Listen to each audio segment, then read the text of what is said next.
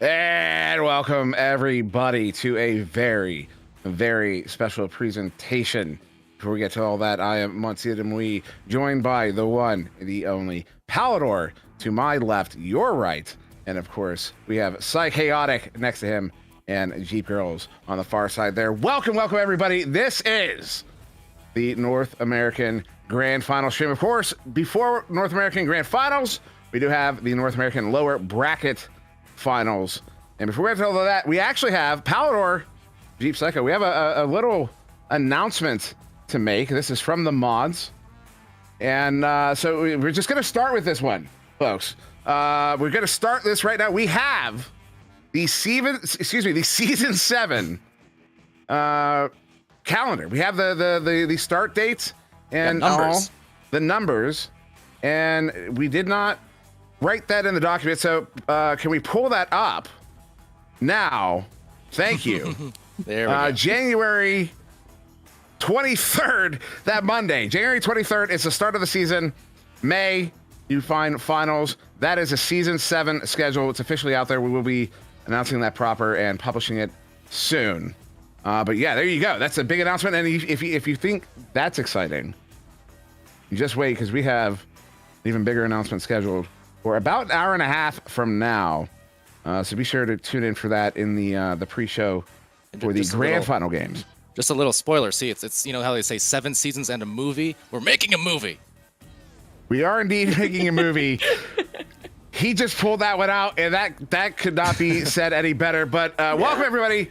Of course, Palador, Psycha, say hello to the 5 people. Let them know how you're feeling about today. Man, I'm so excited I can't even contain it. I can't find words. Like, I have casted so many times and the nerves have never existed, but right here, right now, knowing that we are about to get into today with these matches, what we are wrapping up today, 15 weeks of play, all comes down to this. I'm so ready.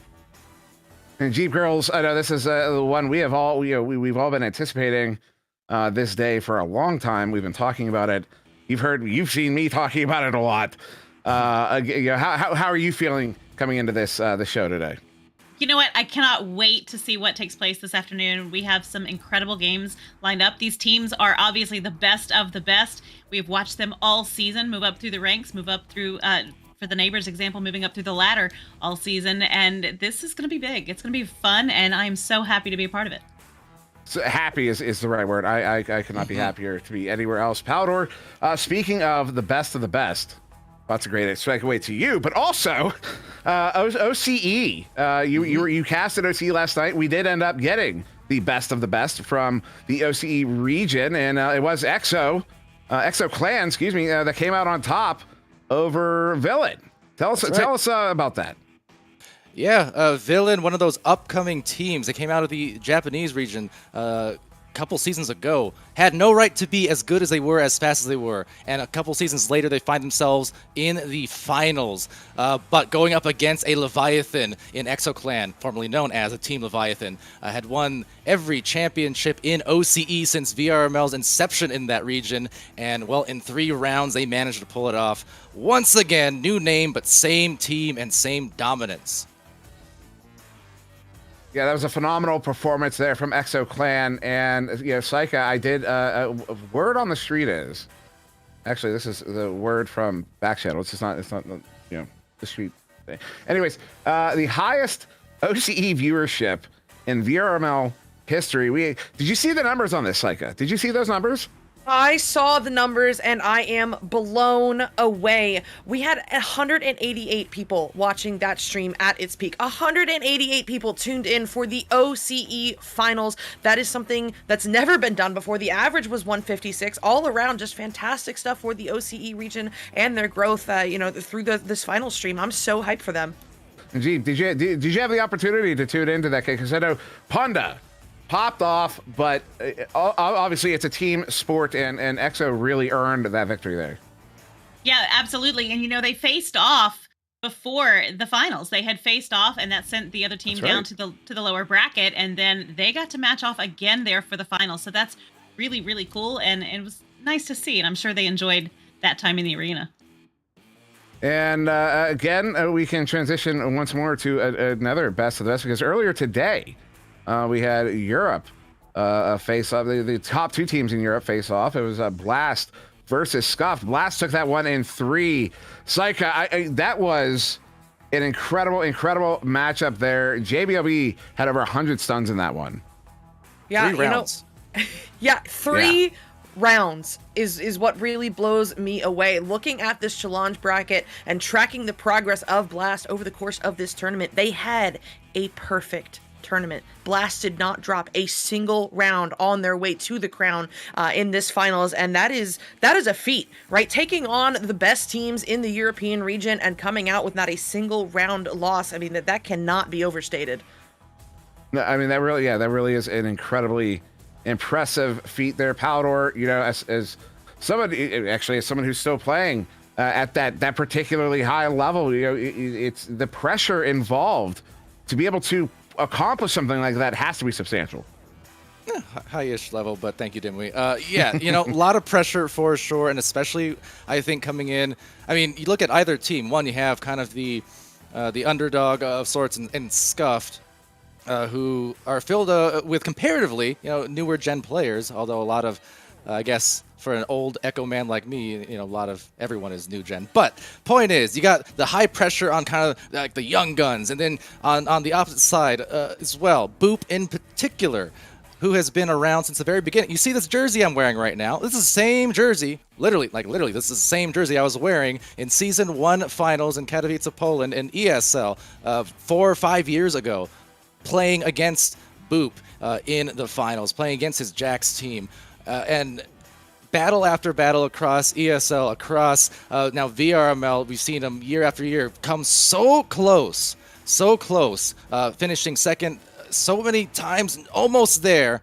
And then finally, this was his season. He couldn't be more proud of the guy.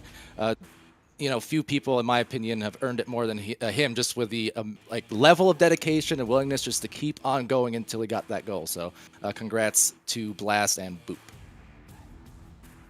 Yes, congrats to Blast and Boop. Indeed, a phenomenal performance from those folks in that finals tournament. Now, of course, we do have finals tournament to turn to here in North America. Before we do that, I want to talk about, we have a bunch of incredible giveaways going on today. So early on, you're going to see some HyperX stuff, a mouse and a keyboard. At some point, you will also see some Asterion gear. That would be an Aura Universal Illuminating Charging Stand and an Origin VR Floor Orientation Mat, but then, I talked about a few minutes ago, kind of a large announcement being planned for around an hour and 20 minutes from now, about 6 o'clock Eastern. Be sure to tune in for that. Around that same time, during that pre-show, we have a grand prize giveaway to give out. Yes. Now, you've seen all the HyperX gear we've given out over the last several weeks. There's a mouse, a keyboard, a microphone, a headset, and a monitor. We gave out a monitor yesterday. What if you had the opportunity to win one of everything? What? Come back at 6 o'clock Eastern. Oh, wow. You will have the opportunity to win one of everything in that HyperX package. That is a Pulse Fire Surge mouse. You've seen me read it off. I have to. These are a mouthful. Pulse Fire Surge mouse, Alloy Origins keyboard, Cloud Mix headset, Duocast microphone, and an Armada HyperX monitor.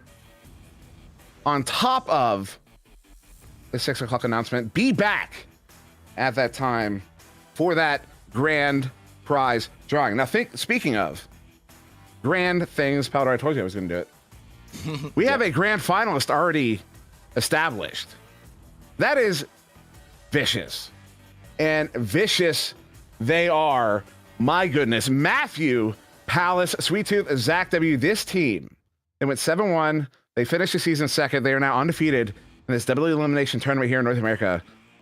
Palador, I got to start to you again because you have, I mean, you know these individuals better than most of anybody watching right now, and it would be a mistake to not tap into that insight into this team because wow. Oh yeah, so obviously on the Denver Raptors, I played with Palace in the first season of NEPA and Zach both seasons so far. So I'm well aware of them and their play styles, as well as personally having met them a handful of times. Matthew, a absolute hotshot superstar on the fast track to indeed that superstardom. So much so, he popped off so much I could almost forgive him for scoring on me with 4 seconds left in that pub the other night. But that said, they are incredible people. They have been at a top level for so long. Sweet Tooth, obviously, who's been, in my eyes, already a great player for years, and yet I feel like this last year or so, last 6 months even, just watching, playing against, and casting, Sweet Tooth has taken it to even higher levels. They are a team full of stars who are just as well willing to share that disc, to do the right thing, control the pace, find the cuts, just everything that you love to see in fundamental Echo. And these are players, a couple of them have been around for a long time and are, well known among us. Some of them not so much. It's like, these are players. I know I've played with them quite a bit, and I know you've played with a few of them quite a bit. Any insight you can give to us into the mindsets of how they play? Because certainly legend maybe is a word you'd use in some cases. I'm not saying it. I'm just saying it could be. Yeah. Before I get into that, actually, I first want to go back to talking about Matthew, that hotshot player. And most of these players have been around for a long time. Matthew's VRML history has him starting at season 3. He went from silver to diamond in 1 season. But then when he hit that tensor level last season, that's where he really broke into it and is now captaining a team in the grand finals. I really have to shout him out. And I also have to shout out what he's done with this team to get them to this point. Matthew has perfected the 4-man roster here with Vicious. I mean, not without the help of his teammates, Palace, Sweet Tooth, and Zach W. They're the ones that make it work. But that system that they've got where they're focused 100% on those 4 players, that chemistry, that play style has worked really, really well for them. And it's not even like they've gone through a lot of players to find that style as well. You look at their previous players. We saw Mad leave this team halfway through the season to return to Kangarillas. Andy W. stepped up in the meantime to sub in and be that 4th to keep the squad going until they finally found Sweet Tooth to fill in that missing piece again. But this team is vicious, pun not intended. They are vicious, they are fast, and they are controlled. They are that perfect mix that is going to give any team a headache when they play against them. And we saw it yesterday. We saw it yesterday with the neighbors, and I'm sure we will see it again with whoever comes out of that 3rd place match. This team is a force to be reckoned with. They absolutely are. And I whispered the thought of a legend, and you went on about Matthew, and I'm not going to disagree with that, is all I'm going to say, because impressive is a great word. It's one thing to play on a championship team, which is an incredible feat in your own right, but to be the captain of a championship team, I didn't even want to be the captain of the team I was on in preseason. I let Venom do that. So there's no, but an incredibly impressive team. Jeep, we've had the pleasure of seeing them play a handful of times, of casting them a handful of times, and what might be an expectation going into this one as far as that play style because defensively they've always had a very strong bubble defense, but of course that their offensive coordination is rather impressive. It is, and you know what? The thing is this. Part of what I love about this team is that they are positive in the community. We see good things. They seem to be absolutely adored by a good chunk of the community, which is very impressive in and of itself. But they are definitely hungry. They play very aggressively, and I almost feel like they have something to prove. Like they are just there, and they really want to just come in and make a big impact. And Matthew leading the charge for them. Definitely hitting hard, and I think we're going to see some pretty aggressive play out of them again today. They came in round 2, taking out Montage and then taking Instinct, and then the Neighbors in 3 rounds on both of those last 2 games, and I think we're going to see more of that. Maybe not a hard-hitting first round, but definitely coming back in rounds 2 and 3 and just putting the nail in the cross, so to speak. Now, speaking of aggressive play, have you heard of this game, Ultimex? It's free on the Oculus Quest Store, on Steam VR. It is also currently in preseason here in VRML, vrml.com/Ultimex. While Echo Arena is out of season, Ultimex is in season, and you should probably check it out. It's a 2v2 and a lot of fun. High octane, very fast. And while it's relatively easy to pick up and get into, mastering it, well, if you know anything about mastering Echo, you'll know plenty about mastering Ultimex. So check it out, join, play. Literally, if you're like, well, I have to practice a bit. No, you don't. We all know how the ladder works at this point. Start a team with you and your friend, lose for 2 weeks, and then get your incredible, because you get those placement matches, right? Because you're brand new to the game, but then you'll be against people who are right at your level, and forever you'll be at the proper spot on that ladder. Go do it now. Get the early pain games out of the way immediately, and then you'll get those proper matchups. It's going to be a lot of fun. So sign up. Go do it. Right, Palador? Look, I looked at you over here, like you. Right. I'm not sure which way I should look, so right. I think this way. I think so. No, I got it wrong. You're over here. Of course, you're to my left. Stage left. Anyways. So yeah. So of course we do have the other game today. Of course, Instinct. Excuse me. The Neighbors versus Instinct. And I want to touch on that a little bit before we go into this quick break to break off into our pairings here. Because of course, when we come back for that little roll in there, Palador, we'll be talking more about the Neighbors and Instinct. But these are two incredibly talented teams, and very excited to see. So what I will do, actually, Palador, I'm going to cut you off before you even say anything, because we're not going to be able to pull Saika or Jeep Girls in that 5 minutes. Saika, do you have a favorite in that matchup before we've even analyzed it? Dimwee, every single time that I have casted a match and attempted to give a prediction, I have cursed it. So you know what? It has taken me a season, but I've learned. I'm keeping my mouth shut. But yes, I do have ideas as to who will be coming out on top. Saika officially abstains and has now been fired. Jeep Girls. That's an option? No, that's why she's fired. Jeep Girls. Well, yesterday I jinxed everyone, similar to Psych. Maybe it's just us. You know what? It's always when we cast together, like every single time. I know. And I did this to the Neighbors yesterday, and I apologized for the match before it even started because I knew it was coming. So sorry, guys. You're now here, and that's great. I'm going to say the Neighbors one more time, and I know Instinct has been killing it, but I don't know. We'll see. So Jeep Girls went with the Neighbors. Saika went with her Instinct. So that's what we're going to write down. And me and Palador will be back in a few minutes to give you our predictions. So don't go anywhere, because we will be back with a quick roll-in for the Neighbors versus Instinct, and then you will be here to witness Saika and Jeep Girls cast that amazing best of 5 series for that third place spot. So don't go anywhere. We'll be right back in just a few minutes.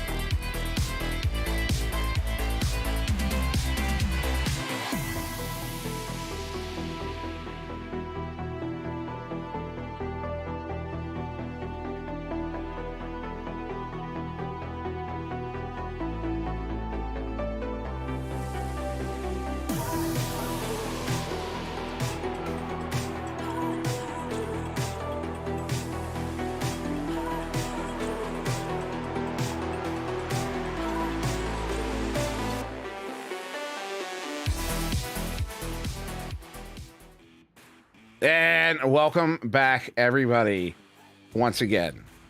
In front of us now, the lower bracket finals here in Season 6 of North America Echo Arena VRML. Instinct versus the Neighbors. The teams are piling in as we speak. Players are actually pinging me. Oh, no, they're pinging each other to be funny. That's fun. Palador, we're here. I mean, there's only 2 games left in this season. And this is the pinnacle moment. This is a pinnacle day. This is pinnacle. This is the pinnacle. This is this is the penultimate match. Yeah. I see what I did there. This is the pens and the pickles. I agree, Dimwee. We are set in the next few minutes for our final stream of the season. And the championships to be crowned. We've already got winners, ExoClan and OCE. And of course, we've got Blast over in EU. Ooh, I can't wait to see what happens in NA here. Yes, this is a matchup that is well, it's exciting. Right now, on the side of blue will be the Neighbors, Rockstight and Jaywalker. Game and time. This is a team. You know, I'm not going to call them the nickname I had been calling them. It's not rude, but it may be too accurate. But these are some of the most talented players. You know what? In front of the biggest audience we had all season, I am going to brag.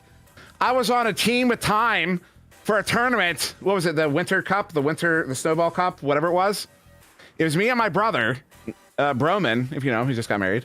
Time was one of our, he was fun. He was funny. He was nice and friendly, and he was an amazing player. And now I get to brag about the fact that this player was. So anyways, Palador. It was a Christmas gift to you, Dimwee, for that cup. I'm going to do something nice for our casting extraordinaire. Yeah, it certainly was a gift, but this is a team that has an incredible amount of history on that roster, and as teammates, and a team. Did you played them? Some of them back when I think I actually remember the first time I played Jaywalker, and I was very afraid of him. But now getting to watch them here again in this finals, it's an incredible team that they are to make it this far. Absolutely. Talk about Jaywalker specifically. He was the very person who handed my team a loss when we didn't lose many years ago. Still remember it. Down by the trench near half court. I dived at him. I missed. Shot the disc. As the buzzer was going off, we were up by like 1 or 2 points. He knew. He was already jumping in the air, and I was like there like, oh, crap. And yeah, so the story goes. But that was the origin story, you can call it. And then 4 years later, here they are, multiple championships later for Jaywalker, for Game, going up against a team who, well, they're also very familiar with that championship gold, because they have been there, and just a couple seasons ago, at least for the 3 to 4 of them on New York Kings, and of course Andy W also on those Ignite rosters too. So I mean, this is literally just champions all across the board, as well as a couple of aspiring ones. Indeed, and of course, Instinct will be playing on the left in orange this evening. Andy W. Cruz and Ender and Oculus hitter, and I'm actually really excited to see Ender here because I thought maybe it wouldn't happen, but he is here, and I do see the mod has left the game, so that means we should be getting started here soon. Ooh. But this Instinct team has been really impressive. Of course, Oculus hitter, I still maintain the most dangerous player in the bubble in the world. But of course, one of the bigger stories, Andy W. coming in kind of midway through the season and patching a spot, and then now finding himself in the championship. I mean, that is quite the story. Oh, absolutely. Again, the stories go on and on. That's the beauty of Echo and as a VR esport, a VR sport, and where it's been, is that you can tell the different stories and legacies of so many players. I talked about, again, from EU Boop and his story and build up to his championship win just moments ago. Now we've got another set of teams here competing to cement their legacies, or in some cases re-cement their legacies. But the beauty of this all, looking at these teams, is just you got the nice mix of that veterancy, you got the nice mix of the semi-newer gen, between the 3 teams competing. And man, I just can't wait. But predictions-wise, as we go into it, I'm going to be quick about this. I've got myself Instinct, I think. Just because more recent sort of like chemistry. That's all. I'm going to have to agree with you again. But speaking of which, we're going to be handing it off now to the Asteria casting booth. Beat Jeep Girls and Psychotic. Instinct versus the Neighbors in the lower bracket finals. Take it away. All right, well, they are warmed up and ready to pounce. And that joust advantage will be starting right about now. Psychaotic, are you excited? Oh, I am beyond excited to get into it right here, right now. The best of 5 between the neighbors and Instinct. Away we go. That first touch going to Ender for the side of Instinct. He looks to send this one deep, but oh no, taking a bounce off the Geo instead, up high, and it will be Rox Titan hauling it in and sending it on through for the waiting stack. And Time gets there first, handling it on the floor. Now the wall, incoming pressure forces that reset back to Rox Titan, and it looks like the neighbors will slow it down. They are, and Jaywalker going to send that one right across into the hands. Oh, no, not into the hands. They're going to pick that one up instead, sending it right into the tunnel area as they try to get to it. Oculusator going to pick that one up and sending it all the way down through into the blue zone. Stacks are coming in. Oh, what a play there by Instinct. Going to grab that disc. Ender sends it across to Andy. Andy for the goal, putting Instinct on the board first here in round 1.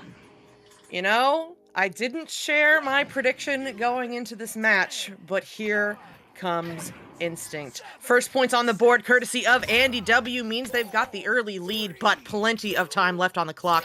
Let's see how the neighbors answer back to this one. It's going to be Game as the QB, taking this one up to the ceiling under pressure, forcing that pass over to Jaywalker at the pack. Jaywalker looks to send this one through the tunnel. Ooh, it's a little bit off, but Rox Titan does get back to it and sends this over where it will be picked off by Cruisin. Cruisin sending this one into the bubble. Where are the stacks? There they are. It's Andy W handling this one, but forced to back this one out to Ender, who goes for that deep reset back to Cruisin. Instinct now approaching the bubble once again. Oculusator down low to Ender. Ender looking for that cut up high to Andy, and that's going in for another 2. Wow, we are a minute and a half in, and Instinct is already leading by 2 goals, 4 points up. That is going to be Joust advantage going back over to the neighbors right now. We will see how they are going to respond, when they are going to start to respond, and see what they can do with it. They are ready to go, and I'm sure they're ready to get some points on the board. Game with the disc right here on the ceiling. Oculusator moving in on him, but he's able to get that disc right off into the hands of Time. Time going to send it all the way in. Going to bounce off the Geo, though, and that is going to be an opportunity there. However, Time does make that grab. Moving into the bubble, looking for the pass. Going to find it there on the floor to Game. Game for the goal. Going to bounce that one right off of Andy. You know, Andy wanted it. The game knew he wanted it, but it was going in anyway. That 2-pointer on the board now gets the neighbors on the board, and they've cut the lead down to just 2 points with so much time left to go. Let's see how Instinct handles their first joust advantage of the evening. The QB will be Cruisin'. He sends this one low forward to Ender in the mid. Ender with a little time and space to work with. Incoming pressure forces that pass over to Andy. Now back to Cruisin' at the rock. Cruisin' drawing in that stack before sending it back over to Ender. Under pressure, waits too long, loses it to Game, but gets it back courtesy of the stun from Andy. He's sending this one all the way in. Oh no, the stack hits the Geo there, but Oculusator does get back to it, moving into the bubble off the stun. Oh no, loses a hand? Not sure what happened there, but Jaywalker is happy to clear it away. But that stack did come in super quick there from Instinct, and they are able to get it back, but Game returns that one, sending it all the way back down into the orange zone. Grab there by Andy, going to send it right back into the midfield. Oculusator making quick work of that, going to send it all the way down into the bubble. It's going to bounce off the wall, but Time is there to pick it up. Cruisin' going to make the interception, though, and sink that one in for the 3, stretching that lead to 5 points. I do not know how Cruisin' found a way to pull those goalies out and make that a 3, but you know what? It's a 3, 8 meters out, and now Instinct is up 7-5. I'm sorry, 7-2. They're up by 5. I know how to do math, just trust me. Anyway, here comes the neighbors, looking to shrink that lead as Game takes this one up to the ceiling, sending this one forward to Time just outside the tunnel. Now going over across, bouncing into the hands of Jaywalker, but it's too slow. The Instinct stack is all over it already. Ender with it now at the popcorn, buying some time before sending it to Andy. Andy with this 1-on-1. Oh, actually a 2-on-1 as the teammate comes out of the stun to harass the goalie, and they get it done. That's another 2 points on the board for Instinct. Instinct probably feeling pretty good right about now and pretty confident. The neighbors, it could be a trap. I don't know. We'll see. We'll see. Joust advantage going back over to the neighbors right now. Ready to come out, and let's see if they can respond pretty quick with a goal here. Game on the ceiling with the disc, going to have to send that one over to Jaywalker. Jaywalker sends that one all the way back down into the tunnel area. I'm with it now, moving forward. Gonna find teammate across the arena, but not quite going to connect that pass. And that's going to be Cruisin picking that disc up, sending it right back through the mid zone, all the way into the bubble, off the back wall. It's going to be picked up there by Rox Titan, though, sent right back to Jay Walker. Here we go again. Redo, and they're being more successful with it. Game with a disc now, going to sink that one in for the 3, shrinking that lead to 4 points.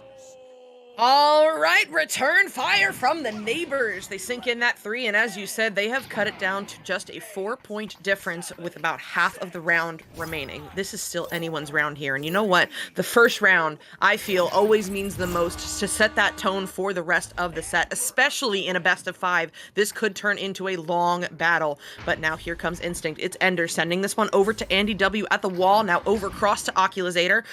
In the mid, under a little pressure, goes back to Andy, but the stacks already all over him. Jay Walker stripping that one away and sending it through the high mid for the waiting stack, but they've got leeches, and that will give Cruisin the opportunity to get there first. Cruisin sending it right back where it came from, off of the Sky Trench, where it will be picked up by Jay Walker for the neighbors. Oh no, miscalculated pass there on the incoming defender, but Game does get back to it, picks this one up for the neighbors, and sends it up to Jay Walker.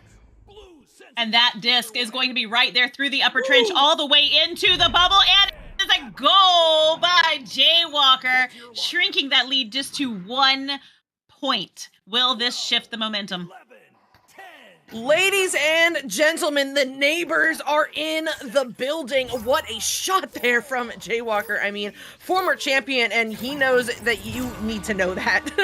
So here comes Cruisin, sending this one up high in the mid, connecting with Ender over to Andy W at the wall. Andy sending this one through the tunnel, connecting with Oculazator there. Does not have the shot lane and is forced to make some time and space. Sending it to Andy, now up high, looking for Ender on the ceiling, but a little bit off. Time will get there first instead, and it looks like now the neighbors will push forward. They will. Going to send that disc right down. Cruisin is down there. Will he be able to get to it? Yes, he's going to slap that one right back into the midfield, but the stack is there by the neighbors. Going to pick that one up is Game, sending it right down into the hands of Time. Going to pass it back across to Jay Walker. Jay Walker moving into the bubble. Defense moving into position. Going to back that one back out to Rox Titan on the floor. Game now with the disc. Sends it high to Time. Time going to just turn it around and, oh, nope. Sink it across the arena into the hands of Game. Game moving into the area once again. Going to sink that one in, taking the lead for the neighbors. Oh my goodness, 4 defenders, no problem for Game as he sinks in that too. And as you said, the neighbors have their first lead of the evening at 10-9. But there is still just under 3 minutes remaining left in this round. We could, maybe this is the shift into the favor of the neighbors. And oh my goodness, as I say that, Game, what a pick there. But he cannot hold on to it. Now back up to Ender. Ender looking to unload the shot, but Jay Walker is on his way home. Gets this one picked off, and oh my goodness, the encore! He does it again! From 52 meters out off the ceiling and in for the 3. The neighbors are up by 4. Oh my goodness, what a beautiful goal there by Jay Walker. Just really trying to stretch that lead a little bit further, inch by inch. Instinct with the joust advantage now. They are down 4 points. They need another goal pretty quick. We're moving in on the 2-minute mark. Ender with the disc now on the floor. Gonna pass that one over to Andy. Andy gonna back it right back out into Cruisin's hands in the midfield. Moving down the arena. Finds the pass, beautifully done to Ender. Ender going to send that one all the way into the bubble, off the wall, and back out again. Oculazator going to pick that one up, moving into the bubble. Oh no, it is not quite going to go in. It is right back out. Ender is going to grab that one again, sends it back to the midfield for a reset, not quite connected. Cruisin with the disc once again, sends that one to Ender. Ender crosses over to Andy W. Andy going to back it back out again. A missed pass though, and those little tiny mistakes are what is going to cost them repeatedly in this match. If they can clean it up, they will be in good shape. Ender with the disc now, gonna send that one down to Oculazator to Andy. Oh no, it is denied and sent right back out of the bubble.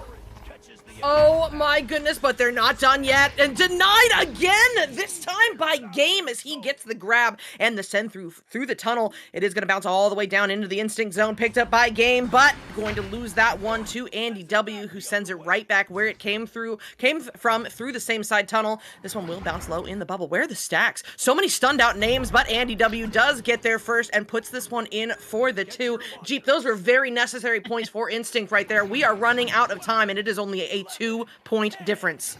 We are running out of time, and I'm sure they feel that. This is going to be an interesting last 45 seconds of this round as they come out. Neighbors with the joust advantage. What are they going to do with it? They just need to burn the clock. They don't need to push another goal right now, but they got to get it out of their end. That's going to be Rox Titan with the disc now. Going to send that one all the way through, down into the trench, into Time's hand, who has an open goal, stretching that lead by 5 points.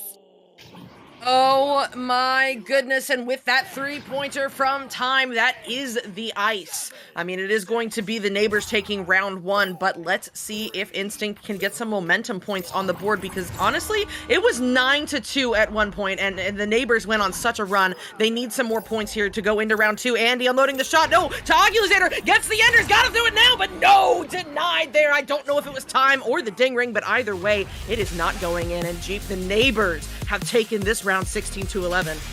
You know, they did. The Neighbors took a few minutes there to get on the clock, to get on the board, taking about a little over 2 minutes to get their first goal. And in that amount of time, Instinct had already scored 2. So they definitely responded pretty aggressive and pretty quickly, bringing those goals, and especially in the last 3 to 4 minutes of that match.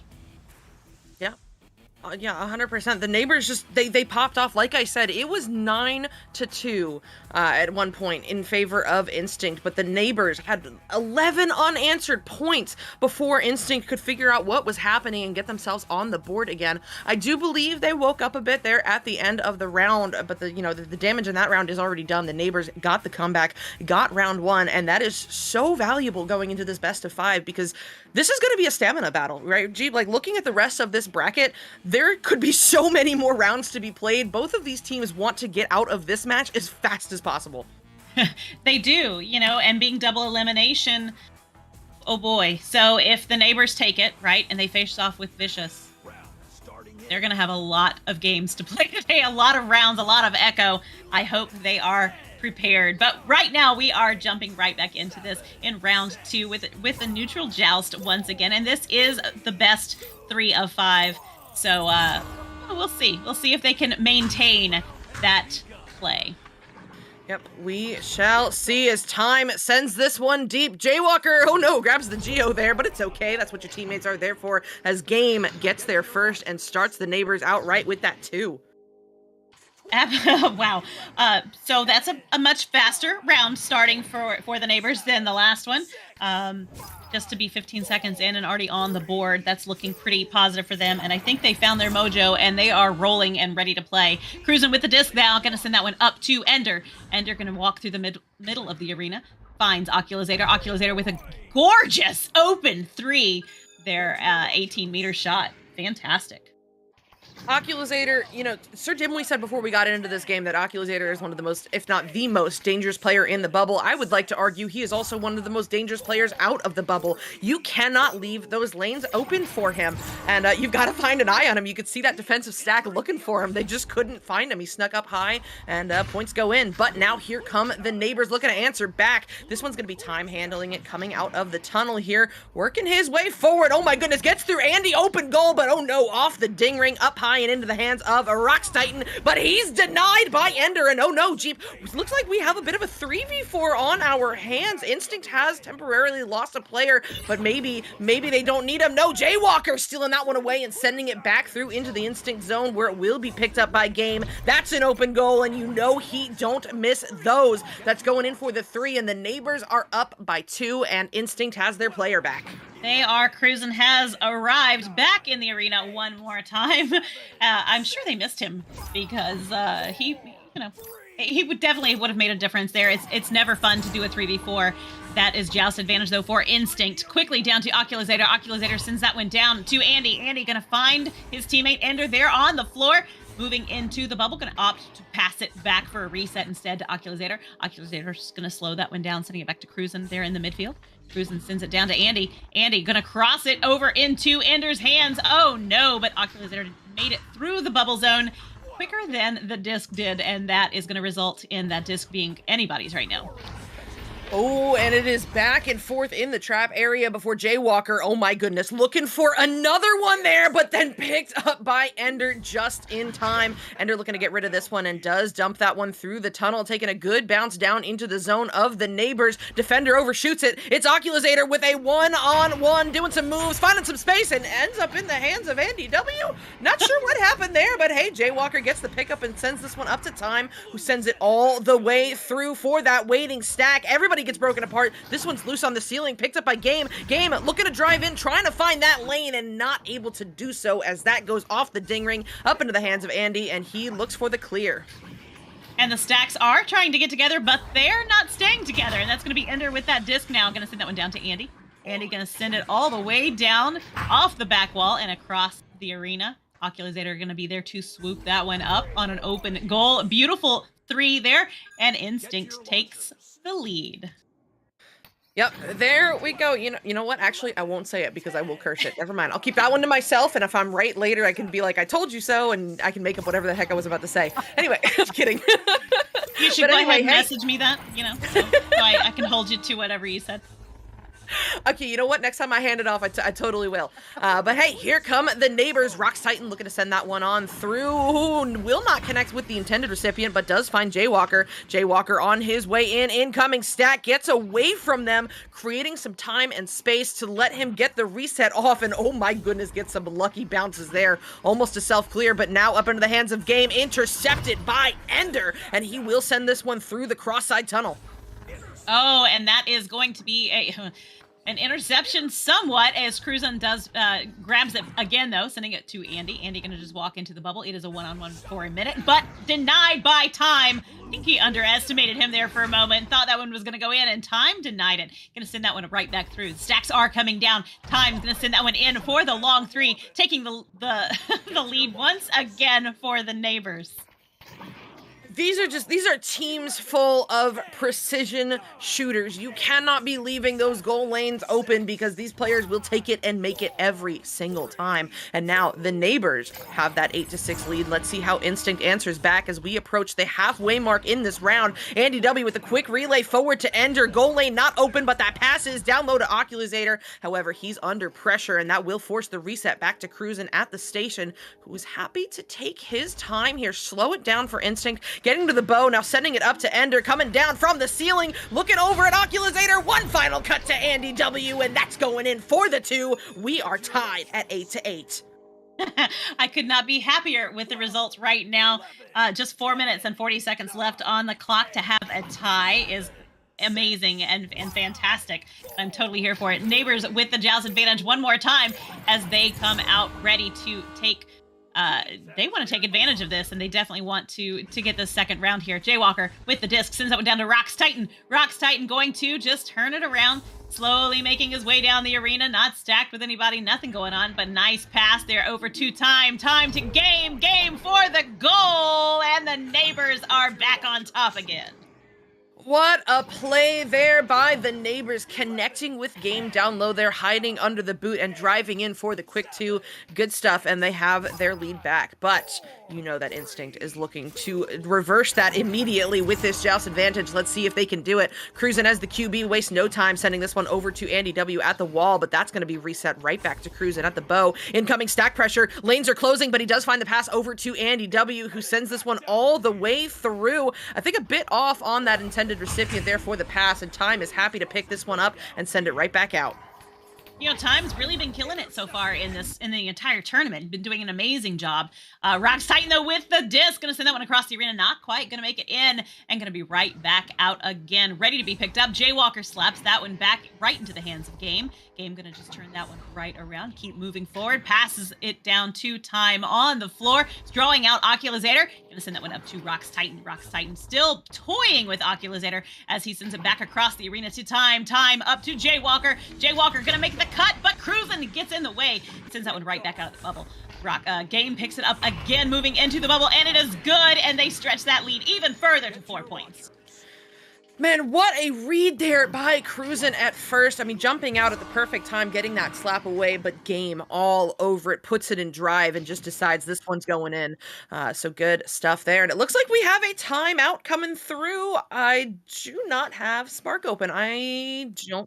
Instinct, thank you. It is going to be Instinct taking this timeout, and honestly, a very smart timeout in my opinion, because this is a best of 5. So even if they lose this round, it is not all the way over. However, it does mean that the neighbors only have to win one more to take the set. And obviously, Instinct wants to move forward here. They do not want to be going home. So this round right here is going to be very important. They need to get a win here. They need to tie up that round count if they want to continue forward, because if the neighbors just goes on a roll, wins 2 rounds back to back, I'd imagine they're going to continue that same momentum going into a third round. Right, they're just going to keep steamrolling and keep moving forward, and an object in motion is hard to stop, right? It doesn't stop. So that's where they are right now. They're rolling, and they have been just hitting so incredibly hard and getting these points up. Right now, Instinct is only down by 2 goals. That's the short answer here. They're only down by 2 goals. We have seen them score, fairly well, especially round 1. They came in, and in the first 4 minutes, they already had their 9 points on the board. So we know that they can do it. We know they're capable of it. They just have to find that switch right now and flip it on and aggressively hit and just go for it. Yeah. I mean, we know they can. We have seen them do it match after match after match in the Master Tier going into this finals tournament, but we have not seen them do it against the neighbors yet. And spoiler alert, this match has not happened yet before the neighbors got into the last CC to take their spot in the Master Tier to play in this finals tournament. We have not seen this matchup yet. And I think Instinct is just struggling a little bit with that new cadence, that new team that they have not played in a real match just yet. I think they can handle it. I would like to see us go to rounds 4 and 5. I don't know who I want to win, but that requires them to get it together here and now with these final 3 minutes. As you said, they're only down by 2 goals. This is still very much within reach. They just have to be really smart about how they're going to go about this, because what they've been doing has just not been working as effectively as I think they want it to so far on the neighbors. The neighbors have been having incredible reads on a lot of the plays that Instinct is trying to set up, and I don't know if they need to do it faster or switch things up a bit, but whatever they're going to do, they're running out of time to do it. Absolutely. Yeah, they've got 3 minutes left to do it here in this round. Now, we were talking yesterday about the neighbors and that they have not played in Master this season, and they've been playing a lot of the lower level teams moving up through the ladder. And if we thought that had affected them in any way, shape, or form, I think that right now we are seeing that it has not. And it's kind of like riding a bicycle, and they just jumped right back in there, and they are killing it. So that is an interesting thing to make note of. Yeah. Oh, no, 100%. I mean, yes, the neighbors may have been playing some of the ladder teams as they make their way up and got into this finals tournament, but I would be shocked if they have not been scrimming these teams ahead of time, these teams that they've been playing in finals, because you look at the roster of neighbors, even when they popped up on the ladder, you look at them and you're like, yep, okay, so they've got one of the spots in CC, who's going to have the other. So I would really be shocked if they were not already scrimming these teams and they have not seen each other in action before. But you're a player and I'm a player. We both know that scrims are not always going to be the same as matches, and I would imagine that the neighbors is bringing a new intensity here that they plan to continue going all the way through to get back up to grand finals. Oh, well, absolutely. They want to be back up there because this is it for them, right? This is the all or nothing right here, right now. They've got to take this one. So there is no second chance for them now. Yeah. 100%. And here we go. 2.5 minutes remaining. Here comes Instinct down by 4. Andy W sends this one back to Cruisin' at the bow tie, who flicks it back over to Andy. Andy sends this one through, or at least tries to, but Time's got something to say about it. He sends this one all the way down into the bubble, but Ender gets there first. No, pocket picked. He holds too long. Jaywalker on the way in, and that was an interesting move, but hey, it works in the end as he sinks it in for the 2, extending this neighbor's lead. Yeah, they've had a few unanswered goals here. Instinct needs to just keep working, right? They've, like you said earlier, this is not a huge deal if they can't get points on the board in this round. They're down a couple of goals right now, but perfectly capable of getting right back up on the top. And that is going to be Ender with the disc now. Gonna back that one across the arena there to Oculusator. Oculusator and Cruzen kind of sticking together a little bit. Rocks Titan moving in on them though. Gonna pressure that disc, sends it to Andy. Andy to Ender, and Ender sinking that one in the goal. It's just a 4-point game one more time. Yeah, again, very necessary points from Instinct. If the neighbors had put up another set of points there unanswered, I would have, mentally said, okay, this round's over. But they have now got themselves to back within 4, a minute and a half remaining. This is very doable, or the neighbors could just go all the way here, put in some more points, hold their lead. We'll see as Game sends this one forward to Rocks Titan under pressure, but still gets the throw off, bouncing through to Time. Time with the open goal, and time again, he makes those. That's going in for the 3, and the neighbors are up 17-10. They are, and there's just 1 minute left on the clock. Oh, we'll see if Instinct is able to just get a couple more points on the board and maybe find some momentum and continue to move forward. That last goal for them was a good one, and that is going to be Ender with the disc now. Sends that one down to the floor, and it's right back up, though. Intercepted by Jaywalker and sent right back through into the lower trench there of the orange zone as Game picks it up, moving right into the bubble, but it is going to be denied. Andy going to send that one right back down into the trap area. Time picks it up, sending it across the arena to Rocks Titan. Rocks Titan walking down the arena, moving into that space. Going to just draw out the defense, though. They do not have to score right now. They just need to keep Instinct from doing so. Game with the disc, sends that one high. Oh, it's intercepted again by Andy. Going to be sent right back down into the blue zone. Ender picking that one up, but Jaywalker is there to make that grab. Going to return that one right back out to Game. Yep, Game with this one now. 6 seconds remaining. Sends this one to Jaywalker for one final shot, but it goes off the Geo, and that will do it. Round 2 going to the neighbors, 17-10. And gee, what a round. We saw a lot of momentum shifts in that round. We saw one big one in round 1, but I feel like in round 2 there, it was much more back and forth, even though it was still the neighbors coming away at the end. But now the neighbors are up 2 rounds unanswered right now in this best of 5. They only need 1 more. If Instinct lets the neighbors beat them 1 more time, their season is over, their presence in this tournament is over, and it will be the neighbors moving forward. So Jeep, if you were on this Instinct squad right now, right, what's going through your head? If you're in the tunnels with your teammates, what are you talking about? What is the battle plan for what could be the last round of your season? To be honest with you, I'd play pretty risky, right? Because you have nothing else to lose right now. If you try it and it doesn't work, is it any different than what has happened in the first 2 rounds? It is not. So you may as well just put it all on the line, give it everything you've got, go for it, and go big or go home, because that's where we are right now. And I don't know, that's the only thing I can think of is just play risky. How about you? I think I'm thinking the same thing here. They have had a lot of success either sending Ender or Oculusator deep, hiding in those atypical spots, creating, in those atypical lanes that the backstack has struggled with a bit on neighbors. I'm not saying that it's been a perfect plan, because the backstack has read it a lot, but at this point, you're down 2 rounds. Maybe this is the time to play a little bit more aggressive, play a little bit more risky, because you need to win it here, right? By any means necessary. And oh my goodness, as I say that, we are into round 3. And no quick points there for the neighbors as that gets slapped out of the bubble, but they're not done yet. Game with the pickup, but pocket picked by Oculusator. Gets the Ender there on the neighbors player before sending this one through the tunnel, connecting with Andy W. Andy working his way forward, but that shot lane is not open, forcing him to slow down and now pass down low to Ender. Up high, looking to connect with the incoming cut, but Time gets the grab and gets the clear. And that disc is right there, bouncing off the shield. Oh, no, it's going to ding off the ring and bounce right back out.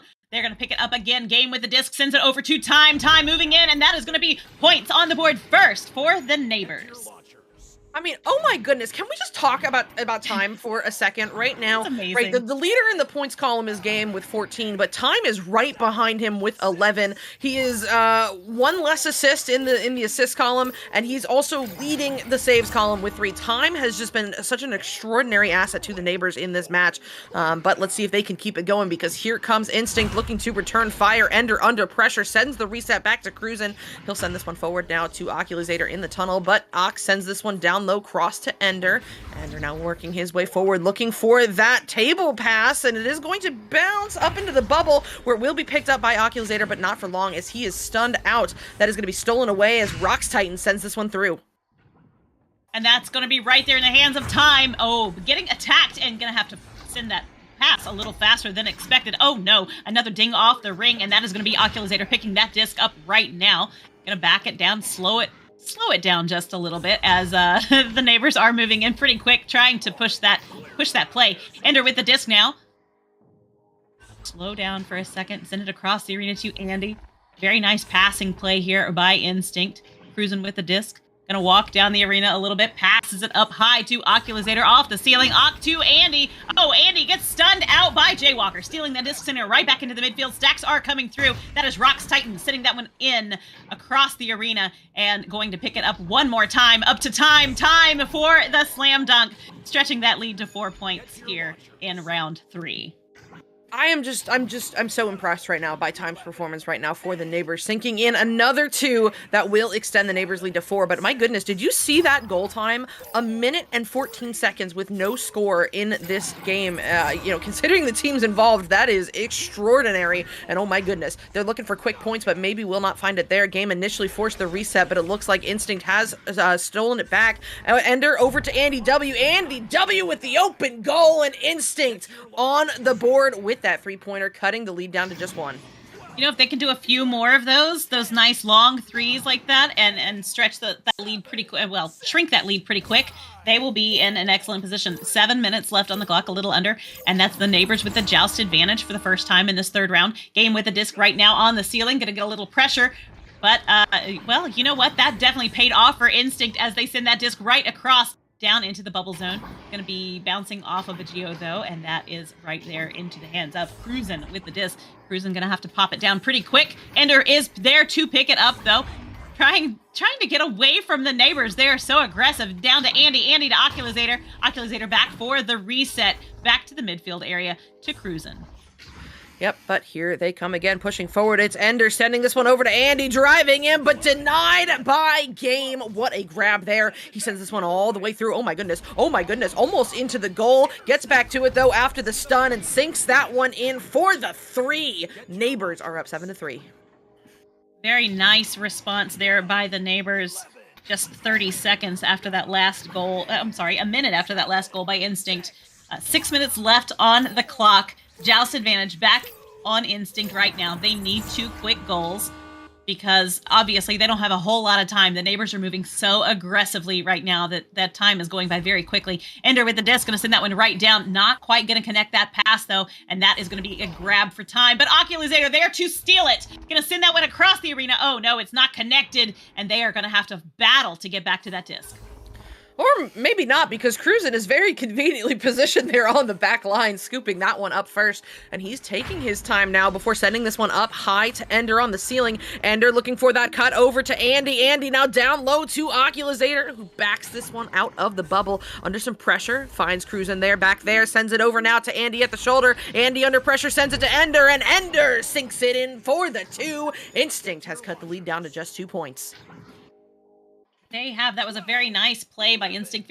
They was pretty calm to be in the position that they are in right now. They are still playing very calm, which is nice to see. Joust advantage going back over to the neighbors as they prepare to respond, probably with another goal. Game with the disc now, getting some heat from Oculator, and he is going to leech onto him there. Jaywalker with the disc, going to send that one all the way down, but it's intercepted by Cruisin. Cruisin going to send that one right back through. All the way down. It's going to hit the Geo, though, and they're going to have to stack to it.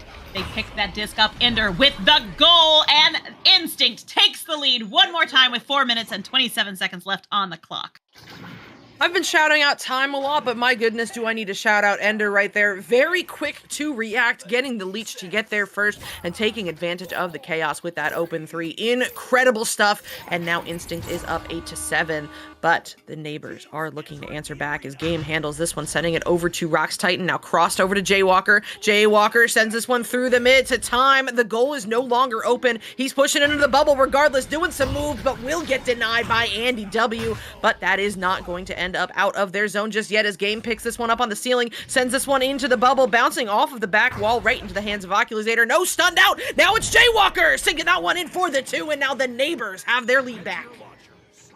They do. It is a 1-point lead, though, and I think we're going to see the pendulum swing a few times in the last three and a half minutes of this match. I certainly hope so. I love tight matches like this. They're amazing. Instinct with the joust advantage now. 3 minutes, 30 seconds left on the clock. They need some more points. Cruisin' gonna send that one over to Andy. Andy quickly relays it all the way down to Ender. Ender moving into that space, but finds Oculusator for the pass. Oh no, a little bit of a push, and that disc is going to be right into the hands of Time. Time sends it back to Game. Game moving his way down the arena, sends it across all the way down through and off the back wall, but the stack is there to pick it up. Ender gonna send that one right back out of the bubble. Yep, out of the bubble and into the hands of Oculusator. Rocks Titan lurking there, but he still finds the lane to Andy W. Andy, looking for the shot, but Time is going to get this one picked up instead. However, Instinct not done yet. This time it's Ender's turn, and that's not going in either. Jaywalker with a slap reset back to Time before clearing that one through, or at least trying to, but guess what? Cruisin's home! He gets the pickup instead and sends this one down low cross to Ender. Ender, under pressure, finds Oculusator on the floor, doing some moves. One last cut to Andy W, and that goes in for the 2. Instinct back on top. There it is again, right? That swing, just that 1 point game right now. 2 minutes and 18 seconds left on the clock. The neighbors want to wrap this one up. Instinct is going to fight hard to keep clawing through it, hopefully looking for a 4th round. But they've got to get through this one first, and that's going to be Game with the disc. Oculusator really putting some heat on him. Going to send that one down to Jaywalker. Jaywalker sends it down into the hands of Rocks Titan. They're in the tunnel. We have seen them make this beautiful pass plays before. Time with the disc now. Going to send it right back up to Game on the ceiling. Game going to sink it in, and the lead is theirs one more time. Yeah, that is just such a dangerous spot there for Game with Jaywalker in the goal, harassing the goalies. That opens up the lane for him, and he don't miss those. That's going in for the 2, and now the neighbors are up by 1. We are approaching the 1 minute mark. As a reminder, neighbors have taken the first 2 rounds. If they win it here, they will be moving forward and sending Instinct home, but Instinct can win this round to stay alive. Andy W sends this one low cross to Oculusator, now cross back over to Ender. Ender driving in, oh no, off the ding ring and out of the bubble, and it looks like the neighbors will be there first.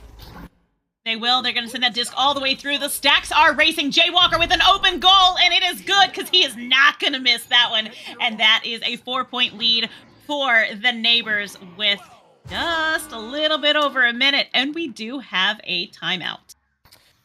Well, we kind of did. For a moment. Okay, we did, and then it was unpaused. Oh, yes, that is actually a good reminder. I think Cruisin' or whoever hit that pause button may have gotten confused on the pause rules, but yes, we are in a best of 5. That means teams do get an additional timeout here, so Instinct is very smartly taking a second to reconvene here because they have 1 minute left, and they need, at minimum, 2 goals. That assumes that neighbors don't put any more points up on the board, or else the neighbors will be sending Instinct home.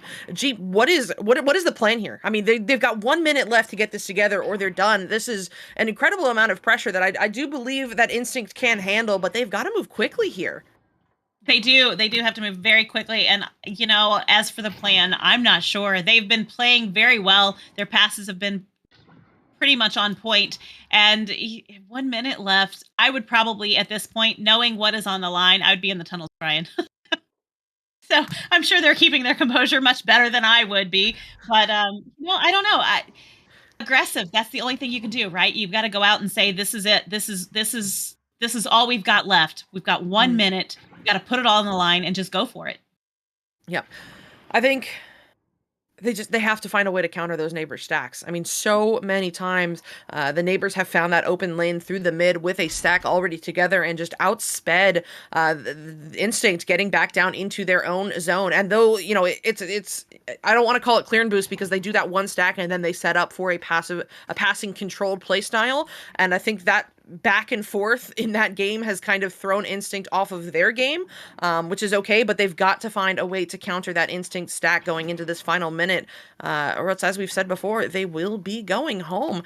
But I'm sure that's what neighbors want, right? And neighbors, we talked about this a little bit earlier, neighbors, if they win this in 3, right, they want to minimize the number of rounds they have to play here, because once they move back up into that top bracket to take on Vicious, they're looking for a bracket reset, and that is a minimum of 6 rounds there, assuming that they can take it in 3 and then in 3 again. So that is 9 rounds of Echo Arena in one day, and it is very likely not to be just 9 rounds. It is likely to be more. Neighbors are looking to conserve their energy and take it now. They want to be done in 1 minute. I'm sure they do. That's a lot of Echo. I hope they've been training. That's definitely something that you have to be prepared for going into that is playing a lot of sets back to back, because that is not an easy task. And I know a lot of teams don't necessarily practice that, and it's not something that you really think about. But when you're playing hard like this, I'm sure these guys are just absolutely dripping sweat. And we've seen some video, we've seen, live footage of them playing, and they're not just barely moving. Like, these guys are working. This is definitely a very active thing for them. It is very much a sport, and to see the way that they play in real life and then to watch how they're playing tonight, this is incredible. And I'm sure they're going to be exhausted by the end of the night. Oh, I'm sure. Like, as I said, that is a minimum of 9 rounds of Echo, and it is very likely to be more than that. I'm exhausted after just 2 sets, just my 6 rounds, and I'm done.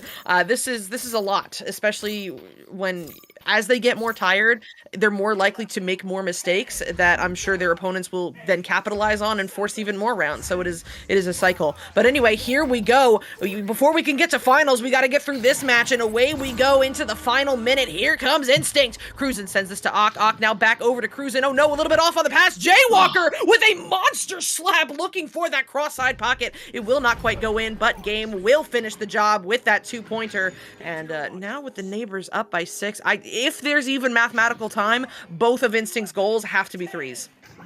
They do, and they would have to hit really, really quick. I mean, there's no time to delay, and I'm sure the neighbors are not going to let them do that. They just need to get their hands on that disc for a few seconds, and we'll see. Oh, they're going to opt for the header, sending that one all the way down. That is Ender trying to get to that disc. Maybe they'll get one more on the board. We'll see. And that is Ender with the disc moving in. Not in yet. Andy. Oh, no. Right back into Oculusator's hands. Oculusator moving in. Gonna just hold on to it for just a second. Gonna wait for the zinger, maybe. Oh, no. Losing possession. The neighbors are going to advance. What a match, Jeep. I mean, as you said, the neighbors taking this one in just 3 rounds in this best of 5. What a fight. I mean, what a fight, but from both of these teams, honestly. I mean, obviously the neighbors, an incredible performance winning this one in 3 rounds, but also Instinct. I mean, all of these rounds were very back and forth, and even if the score doesn't quite reflect that, there were so many momentum shifts. Instinct has so many opportunities. I am so impressed by what we have seen from both of these teams, but in the end, it can only be one team that moves forward to take on Vicious, and this time it will be the neighbors. Will be. That was fantastic. Like you said, very proud to get to watch both of these teams play. Some fantastic names in the arena in this match, and it was really nice to see them face off again. And it won't be the last time we see them face off, I feel certain, as they prepare to move into next season. And hopefully they'll start some of those preparations. Boy, what a match. And you know what? Like we said, the neighbors, they've got some work to do coming pretty soon, because if they can take this next one, another one. I mean, this is wild.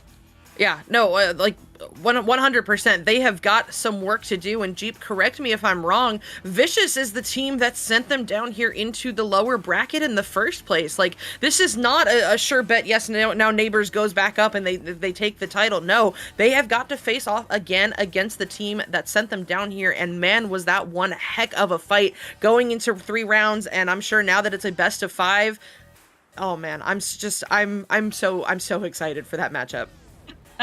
It's going to be absolutely amazing. So, okay, so looking back at what we saw from these two teams, is there anything that you saw that maybe cost or maybe elevated the play for one team over the other? I don't think I want to get into something that maybe like cost Instinct, other than, they didn't find a way to counter the Neighbors stacks. I think a big piece of it comes down to that. Neighbors was applying a lot of pressure, and Instinct just was not able to keep up with that. And that's not a dig at them, right? Like, if you put a team of 4 of me against Instinct, I would get my butt handed to me, and that's okay. But against a team like the Neighbors, you've got to find a way to keep up, and they just were not quite able to do that here. In terms of things that I think went very, very well. I mean, my goodness, we've got to talk about Ender having 5 assists there, setting up his team in the bubble over and over, cruising on the back line, holding it down. What a performance there. And of course, both Andy and Oculusator in the bubble were the dangerous duo there. Over on the side of the Neighbors, we've said his name so many times tonight, and I'm going to say it again. Time. What a performance there, right? Like I was aware that Time was an incredible player. He was on the Bite of 87 last season, and they ended up in 3rd. I've played with him before. I know he's great, but to see him in this stage, see him on this stage thriving and performing the way he did, my goodness, some killer saves. Additionally, Rox Titan, maybe a little empty there in the points column, but also had 5 assists and was running the midfield there. Gotta shout out that. We gotta talk about Game putting up 21 points. My goodness, the man could not be stopped in the bubble. And then finally, Jay Walker. We saw those 2 monster full courts or half courts. I'm not even sure where they came from. And I could only imagine that did wonders for the momentum. I mean, when you hit a shot like that, you feel good, your team feels good. And getting that early on in this game, I really do believe helped propel them forward on that front. Absolutely. No, you're right. And, mental game is huge in Echo Arena. In fact, a lot of it is mental. You can have you can be having a really bad game and somebody makes a joke and next thing you know, you're laughing and having a good time and it changes the entire game. Mentality is a huge aspect of Echo Arena, just as it is with any sport, right? So I'm hoping that this gives them some momentum to turn around, and I would like to say that I have finally released my curse because I did call the Neighbors and they won this one. So maybe it wasn't me. Maybe I wasn't the bad luck charm yesterday after all. Maybe indeed. But we've said it. The Neighbors will be moving forward. They will have to take on Vicious. That is going to happen later tonight at 6:30 Eastern. But until we get to that point, Dimwee hinted at it, and I will hint at it again. In just a few minutes, 14 of them to be exact, we will have a bit of an announcement, and then we will have our pre-show going into the finals. We will also have the giveaway that coincides with that, so you do not want to miss that. Stick around, set your alarms, do what you got to do, but you need to be here in 14 minutes. But for us to get ready for that point, we've got to go take a very quick break, resync, get all set up for that. So, Jeep, any final words before we get on out of here? No, you guys just keep working hard and have a good time and be ready for next season. Yep, absolutely. So we will see you guys soon. Stay tuned.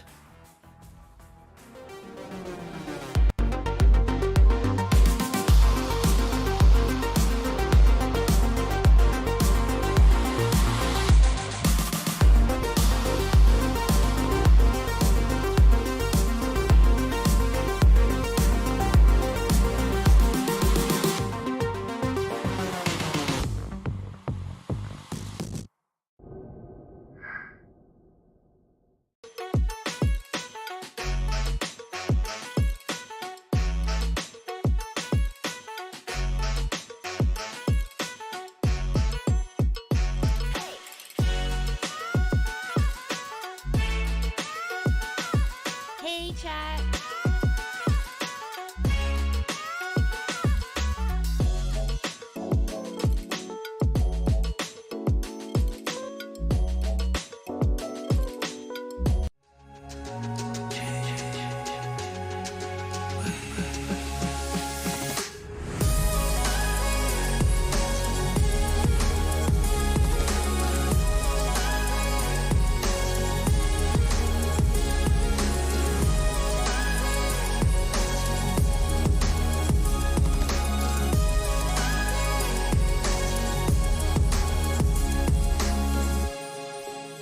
VRware.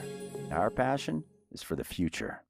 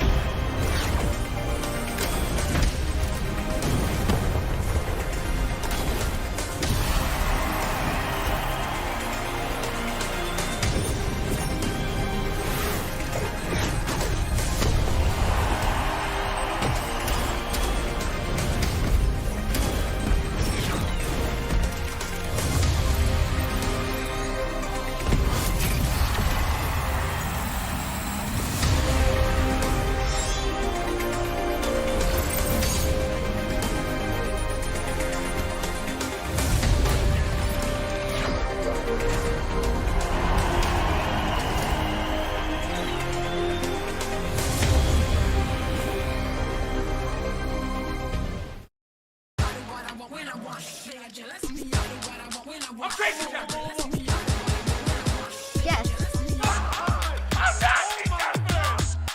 Easy going right there. Looking at it.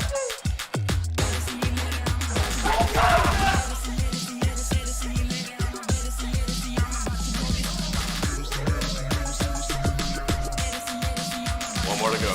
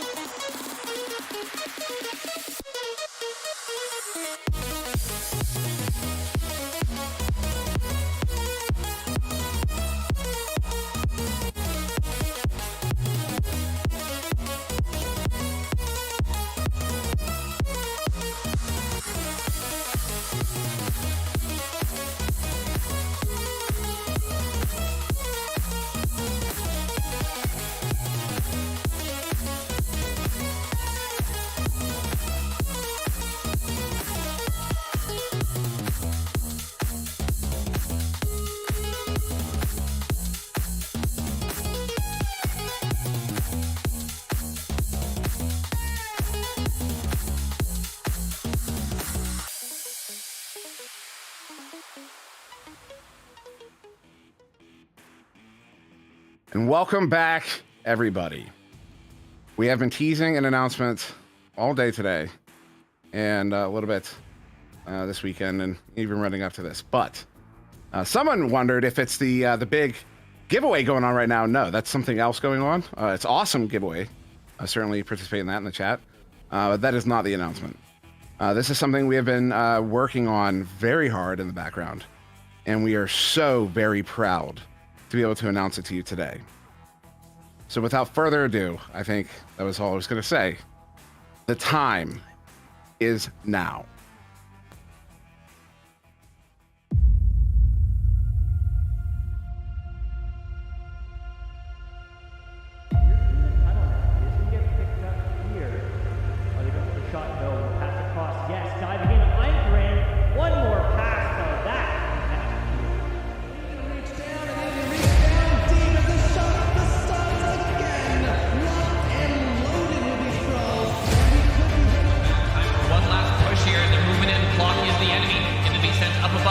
Looking for that last pass. Got one chance, gonna make the count. There's the cut pass, and there it is.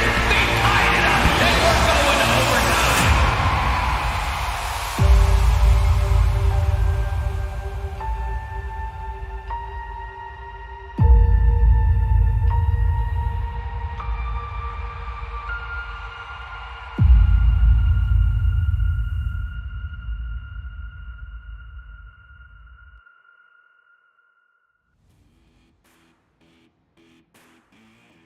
In partnership with VR Arcade USA, the Season 7 North American Grand Finals will be a live event.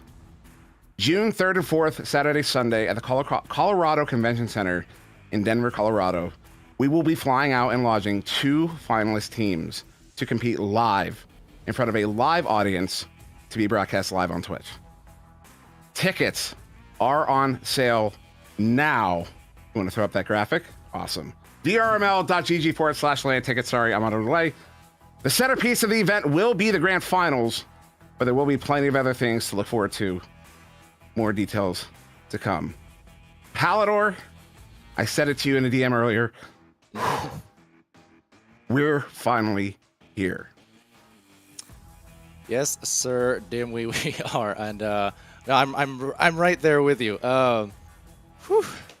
One of those moments, right, where one of my main goals I talked about.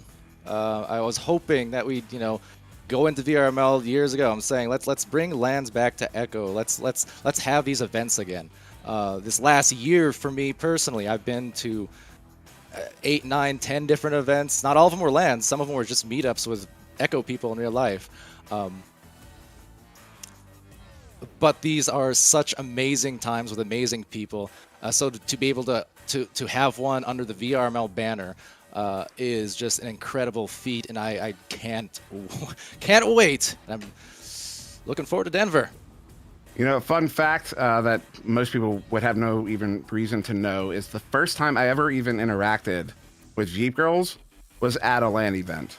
That was the first time we met. We did not meet in-game. We did not meet in a lobby. It wasn't in a Discord community. It was in person at the first LAN event back in Spotsylvania.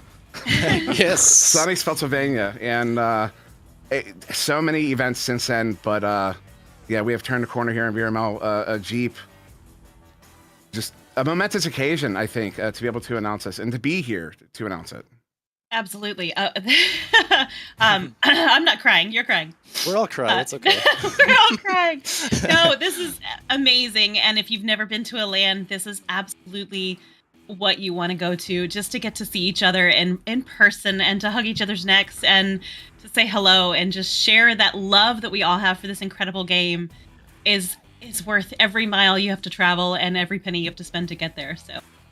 And of course, we've met several times at several LANs, and I think we can speak for everyone when we say that the experience of a LAN event is unrivaled to most experiences. I think not only in VR but in life generally. 100%. Like it really.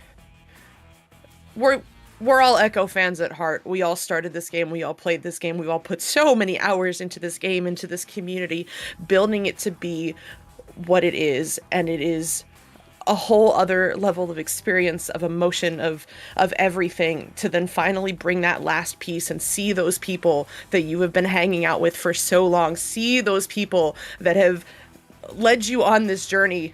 It is, I really have no words for how important it is and how much I want every single person to experience it. So you can see the emotions. Sorry, Powder, go ahead. I've always said, I think, for Echo, like, the online portion, the stuff we do in-game, it starts the friendships, but honestly, LAN is where it's been cemented. In terms of it's so much more than just the game itself, right? I think for a lot of us here, if you're tuning into the stream right now and have been tuning in for years, you know it, right? We do this out of a passion. Whether you're an VRML as a player or caster, you're an Echo, playing, casting, creating, whatever it is you're doing in the community. A lot of us, I think, Echo was one of the first times we've been able to be part of something like this, part of a team sport, part of an e-sport, part of a production crew, part of a big group of friends, part of something that's a little bit bigger than us that we can all enjoy together. Otherwise, we wouldn't have been here for the last several years that we have been. So, I know for maybe some more casual viewers tuning in, saying, why are these...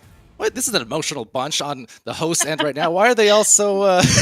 because, you know what, the Echo is more than just Echo to us, and that's why this is just an amazing point of pride, I think, for all of us to be able to come together again real soon. Please go if you can. You will not regret it. You certainly won't. And this, like I said, you can, as Powder just alluded to, you can see the emotions up here. That's because this is something we have been working on very hard, and we are so incredibly proud. And the work that goes into everything that happens at VRML is significant. This is not easy for anybody, but it is worth it. And it's for moments like these. So thank you, everybody, for being a part of this. Thank you, everybody, for being here to witness this announcement. Go tell your friends, go tell your family, beg your parents for tickets, all that stuff. Of course, more details are on the horizon. More details will continue to come out over the next several months. And of course, tickets on sale now. They are $55 through January currently, but you'll get a $10. They're $10 off currently through December 4th as an early bird discount. So vrml.gg/LAN tickets, LANTICKETS. You also see it there in chat. Nightfire has been linking the long link in chat over and over and over again. So definitely go check it out and engage on that. And yeah, so very, very exciting. So with that out of the way, yes. Of course, we do still have the giveaway going on in chat for the massive HyperX bundle, the keyboard, the mouse, the headset, a microphone, and a monitor, believe it or not. That's going to go on until the end of the pre-show, which we're going for another 10 minutes or so. So participate in that. Also, don't spam the chat with it, because it may disqualify you from it. So don't spam the chat with the code. Just type the code once and you're good. You're set to go. But yeah, folks, we are finally here. We are at Season 6 Grand Finals right now between the Neighbors and it's not Instinct and the Neighbors. It's the Neighbors and Vicious. As I see now, yes, Vicious versus the Neighbors here coming up. These are two exceptionally talented teams, but before we talk about that, we did have the Neighbors just playing against Instinct. That's why that was still there like that. That was an incredible game that we will recap. Recap quickly here. Jeep Girls, like you casted that game. That was really something spectacular we saw from the Neighbors. Yeah, it really was. The Neighbors, with a clean sweep, took that match in 3 rounds, but don't let that fool you. Instinct was fighting so hard the entire time. I mean, it was constant momentum changes back and forth, long series of unanswered points. The ending scores were close. I really cannot emphasize enough how hard Instinct fought in that match, but there can only be one that goes up to grand finals, and at the end of that one, it will be the Neighbors. And I mean, what a performance from them, Jeep. We were talking about Time a lot in that match because of how well he performed there with this squad, which is a lot. A lot of that squad is are members of a previous team, but for him to fit in so well there was so impressive. And then also, I mean, those backboard shots from Jaywalker, I'm so overwhelmed. Jeep Girls, I mean, what a match. Oh, it was insane. Absolutely. It was breathtaking play to see from them. And, it's not a huge surprise knowing the players that were on that team. They are always known to come in and hit hard and be at the top of the group. They're always on the top. And to see them together, though, and just to come in and play like we know they can play and to take charge of that arena and just absolutely slay it.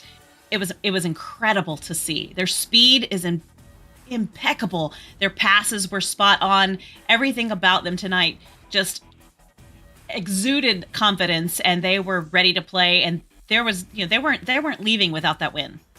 No, they definitely were not. But now, Jeep, after having watched that match and watched how the neighbors fought against Instinct, do you think it will be enough against Vicious? I mean, we saw the match yesterday. Vicious is the one that sent them down to the lower bracket, but now seeing the neighbors fired up today, is it going to be enough? I don't know. The neighbors are coming off of a fantastic win, walking into this arena ready to play. They're warmed up. They are there. Their head is in a great space. They just took a great win. And Vicious, it depends on what kind of warm-up they've had. Are they going to be overconfident coming into this, knowing that they've already beaten the neighbors once? How much is that going to affect them? There's a lot at stake. Yeah.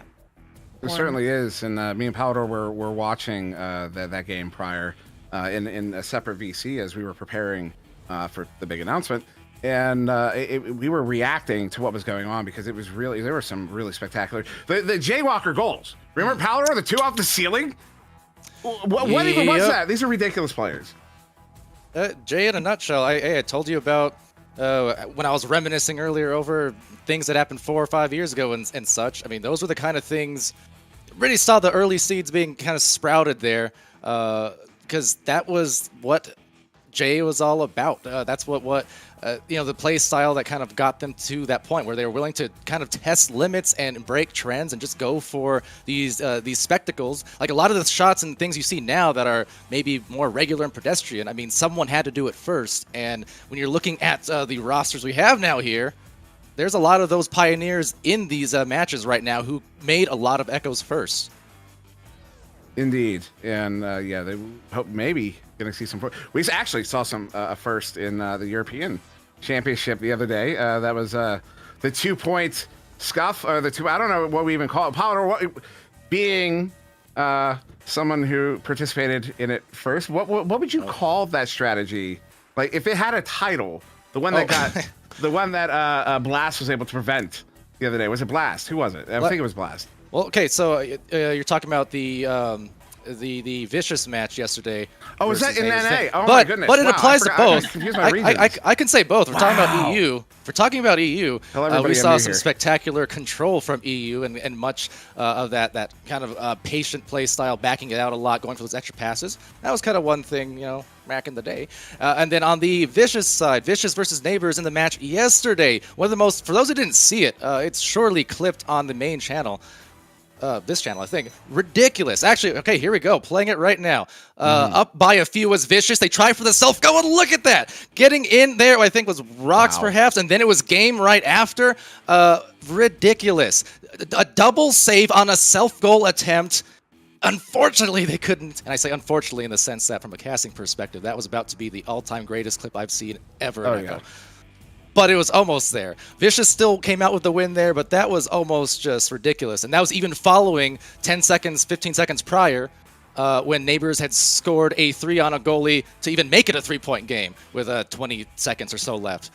Just nuts. And those are the teams. It was these two teams in that game that made that history that we're about to watch again in this grand finals. That, of course, the Neighbors performed incredibly well against Instinct. If they perform that well again, here's what's interesting. Anybody who's not familiar with a double elimination tournament, there's a concept known as a bracket reset, because right now Vicious is still undefeated.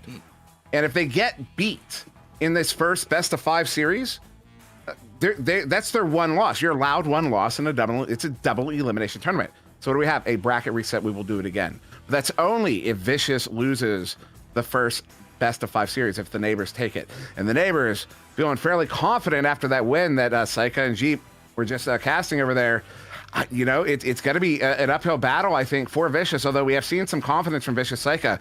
We saw a lot of confidence from them yesterday. and getting them here, and they have been performing just at an incredibly high level.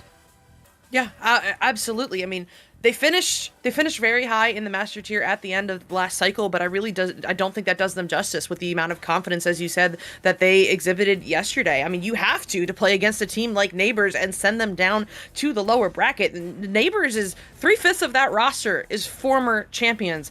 Most, if not all, of this Vicious roster is looking for their first championship, and for them to come into that match, perform the way that they did, I mean, you have got to be confident, and you know that they are fired up and ready to do it again today.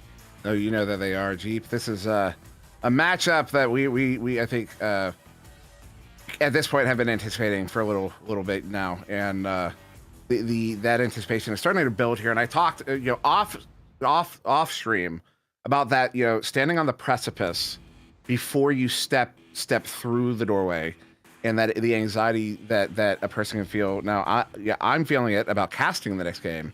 How do you imagine the players are feeling being about to play in that game?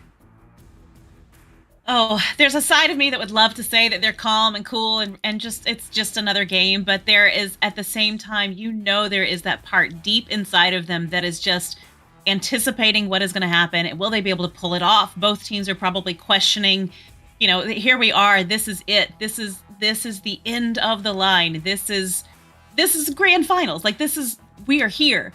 And there's got to be that part of them that is a little bit nervous, and hopefully those butterflies will shake off as soon as they get into the arena and they start playing. But there's got to be a little bit of that's starting to creep in. Seven's right around the corner, and they're going to do all of this again, and there's a lot on the line for them right now. Season 7 around the corner, of course, January 23rd, that Monday, and then at the end of the season in June, the LAN event that we just announced. So when they do it again, it'll be for an even bigger possible prize. But of course, we have this game in front of us, and with that, I think we'll start talking about our predictions for this one here. Jeep, I'll start with you. Who do you think is going to be coming out on top in this one, and are you expecting a bracket reset? I am. I'm definitely expecting the bracket reset. I think the Neighbors are going to take this first one, and we're going to see a bracket reset. And then, I dare to say it, but I'm going to say it. I think Vicious is going to take it. Saika, bracket reset. Who do you think is going to take it? I think we'll definitely see a bracket reset. Jeep and I talked about it on the previous cast a bit. This is going to come down to be a stamina game, right? I mean, the Neighbors have already played 3 rounds. They're going to have to play a minimum of another 3 if they want to get to that bracket reset. And at that point, Vicious coming in with more energy. I think it's going to be close. It might be Vicious. All right, Palador, same thing. Bracket reset. Can I just do what Saika did earlier and opt out? Oh man. See, historically, pretty much every finals, especially because of how consistent the champions were the first several seasons, I'd always say, count on the people who've been there before, who've done that before. And as we pointed out here, of course, I mean, we got multi-time champions versus a team who, by and large, they're searching for their first one. So it's not a question of skill. It's a question of, I think, honestly, just mentals. Who can stay locked in, engaged, weather any storm of any run that occurs for either team. And historically, it's people who've done it before at that highest level to win championships. So, with all that said, my heart is just flat out saying it, cheering for the underdogs, because always the case, and I consider underdogs the ones who have not won before. Everyone loves that kind of story. If Vicious can pull that off against some of the most legendary Echo Arena players that we have seen before, that'd be wonderful for them. Now, Brain says, though, and also based on what I saw on the Instinct match we just saw, I mean, I feel like they are pretty dang tuned in over on Neighbors. So I will give like a 51-49 edge to the Neighbors. But that's where I'm at. So I guess now to myself, will we see a bracket reset? I hope so, because that would just be good overall. But after the bracket reset, I'm just expecting 5 rounds. I don't know. I'm leaning towards Vicious, though. I'm gonna be honest. I'm a big fan of Matthew. So and of course Zach W is just absolutely legendary. The inventor of the whirly twirly and the what shot, now the cloud shot. Or sorry, not the inventor. He was the first one to hit it in comp. I apologize. I get that wrong all the time. So there are predictions. Of course, we are going to go into a quick intermission. Before I do that, just want a quick thank you to everybody watching, everybody involved in production. Our production team is absolutely amazing. You've seen the cinematics they've done, the awesome artwork that they have designed that you're seeing kind of in the intermissions and whatnot. The transitions, the sequences, it's really amazing. Also, big shout out to our caster team because, I mean, without the casters, there's no one to tell you what's going on. Casting is not casting is an art form. I can speak from personal experience, and we have some genuine artist performers on our casting crew. Also, shout out to the mods because without the mods, there just would not be a league. And of course, shout out to the league itself, VRML, Daddy VRML. So we are going to go into this. I'm going to regret that one. We are going to go into this intermission, and we will be back. Didn't we? Sit down. We will be back in just a few minutes. Okay. Don't go anywhere.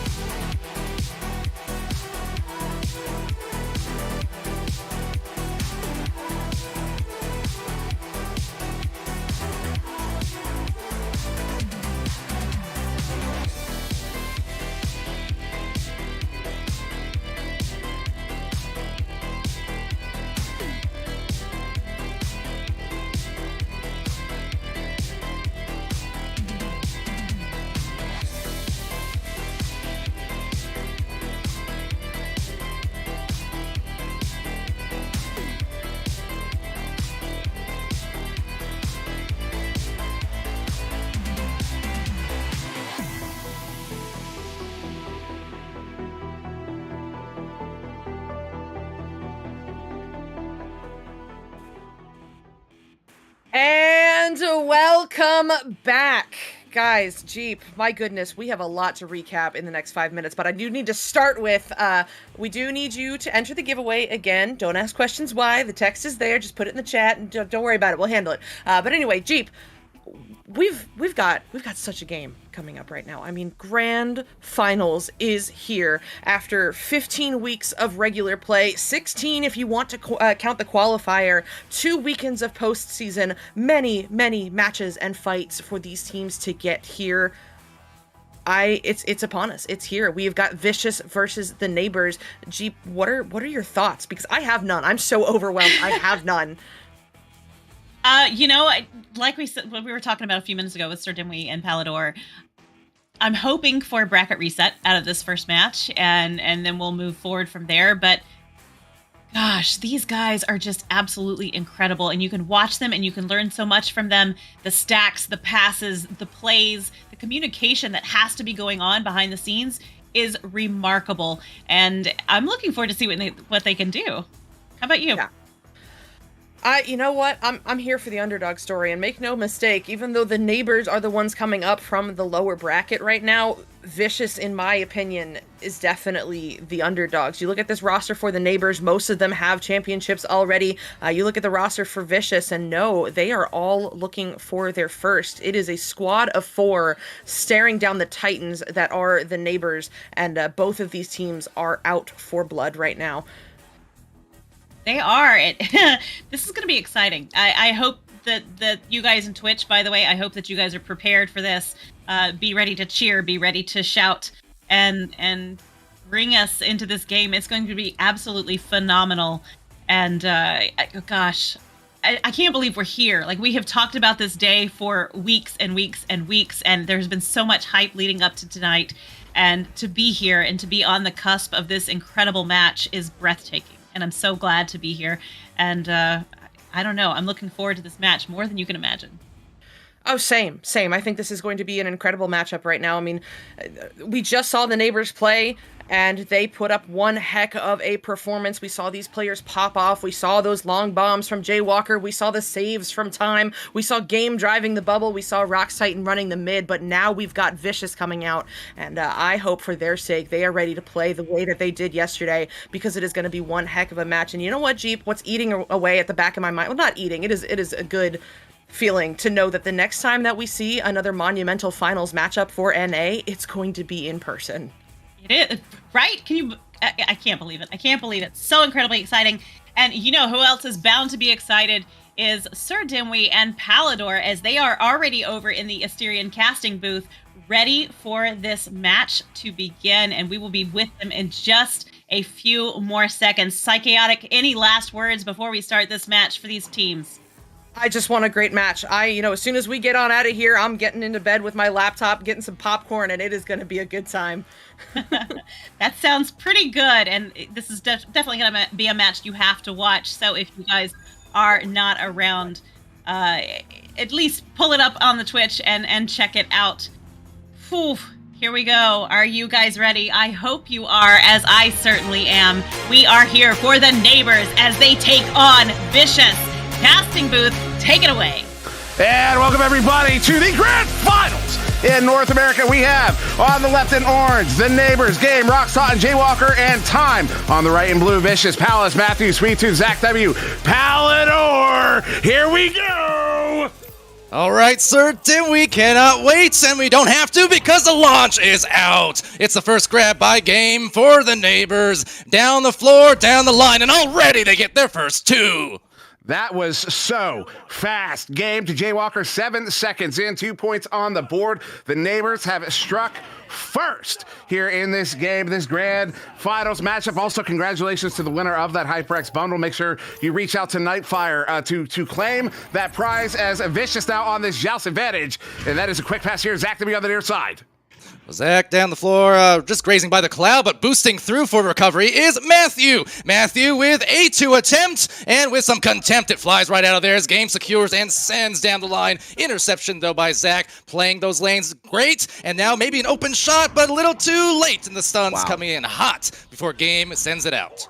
The neighbors are looking incredible right now on defense. They send this one out. They are going to stack after this one. I see the blue stack coming in first. That is Vicious. And it will be Matthew with that collection there. Of course, Matthew, the captain of Vicious, a player we have talked about, has risen in the ranks of VRML in an incredible, an impressive way. He is someone to emulate. That is a shot. Oh, it's off the post. To the far side will be collected by Vicious, possibly. That is Palace, does not have a pass option. He is stunned out game with that turnover. Look at that aggression, both offensively, defensively. These teams are here to play, and the pressure is high. Down the floor, though, it goes as another open goal, potentially, although the stack's not really there, so slowly looming towards a grab, and unsuccessful for Vicious. It was indeed a recovery back the way of neighbors as they take possession again, but only for a moment. Look at how aggressive, and look at all these piles across the floor. No one's standing still. Yeah, the margins of error here are minuscule. Game lock shot. Is that going to be on? Oh my goodness, 30 meters out. The neighbors have taken a 5-point lead off of that turnover, and that long three from Game, the legend himself. A lot of legends here, a lot of legends to be made, but Game has been doing it at the highest level for the duration of entirety of VRML, just about. I mean, if you know Echo, you've already heard of Game. Absolutely. Well, you've heard of the game. Zach, then he sent something across. Also, a whole bunch of people just lost. Matthew on the far side. I never played it, but a whole bunch of people just lost. Matthew on the far side. Rocks Titan moving on in. Matthew sends it up. Sweet Tooth. What a challenge there from time. Matthew, Sweet Tooth gets it back. Looking for a cut. Has Zach to be here on the near side on the post. Excuse me, on the shield. Instead, sends it back. Palace there. Shallow back line. Looking for an in pass. Try to draw that defense out. Game bites. Palace sends it in. Palace hitting Matthew. Matthew. Oh, what a shot! Are you kidding me? My goodness, no, you're not. Matthew will just kill you anywhere around the bubble, outside, inside, out. He's living La Vida Loca, Dimwee, and it's definitely a matchup to watch. Again, the rising star here in VRML. Could you believe it? Going from just one season to another here in the championship match and performing as he has across the weekends. Now will be Game in this quarterback position, challenging that stack. He's got Jay Walker here on the near side, does pass it to Jay.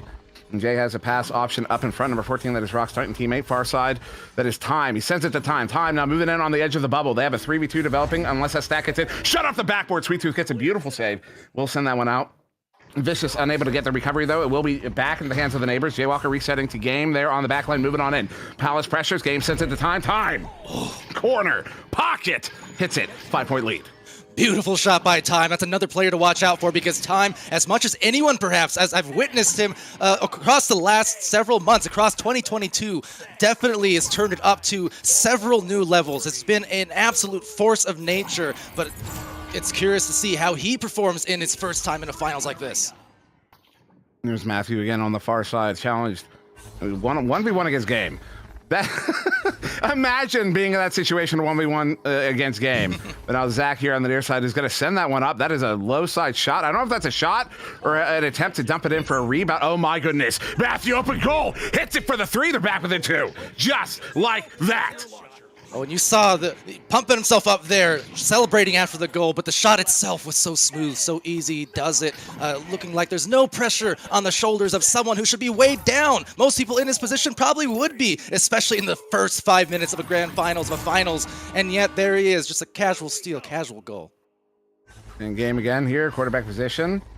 Challenged by Matthew, so it's Matthew against Game that time. Zach W, though, big turnover, sends that one back out. Will be rolled in, a smooth roll in off the trench. Matthew with the recovery, looking for a cut pass. Has one across, that is Palace. We'll hit Palace. Palace again, there's Zach W. They are compressing around the... Oh, that was an ambitious shot. Time will get it stopped, and that is Jay Walker with the forward out of the bubble. Looking for a scrum here on the near side. Game with the recovery. We'll send it through the near side tube, down into the Vicious zone. It will be a stack race for it. Vicious will get there first. It's Palace with the recovery. Now turning it around. They have one offside. Who is that? Sweet Tooth. It will not get the open goal. Wow, that was close. Yeah, the speedy Staxo recovering on the defense, and just as well might recover the disc with a second. There's a slap out towards the tunnel, and now gathering in the midfield. There's Stax just the same. Another open goal potentially. Everyone zooming, and just cleaning up there. And Matthew will get that disc, sending it waywards. But again, the defensive pressure is just absolutely intense. No one's had time to even be that patient with it. No, they really haven't. This has been a ridiculously fast game. I mean, just right there.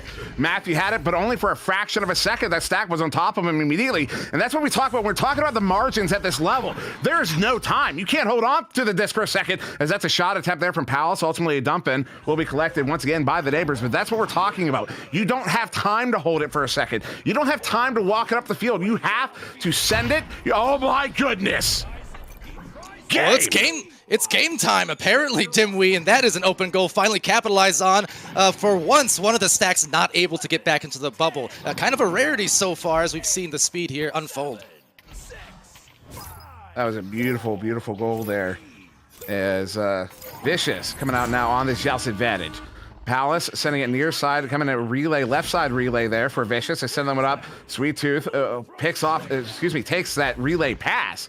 Now, soft reset there. Zach, they're getting by Rockstite. Roxo will get that boost back into the play. Palace on the far side handling that one. Has an option in around the bubble that is Sweet Tooth playing the pass. Matthew, one more pass to Zach, brings it in, hits it for the 2 once again. Once again, Vicious back within 1 goal. They have been trailing behind the neighbors by 1 goal basically this whole game so far. And that will mark the first couple of points for Zach. Matthew, the other 5 of them. But yeah, it's still a close game. 3 minutes again, best of 5 here, where Vicious is the advantage team in terms of their coming up in the upper brackets. So it will have to be 2 best of 5s. That neighbors win, but they're looking so far so good.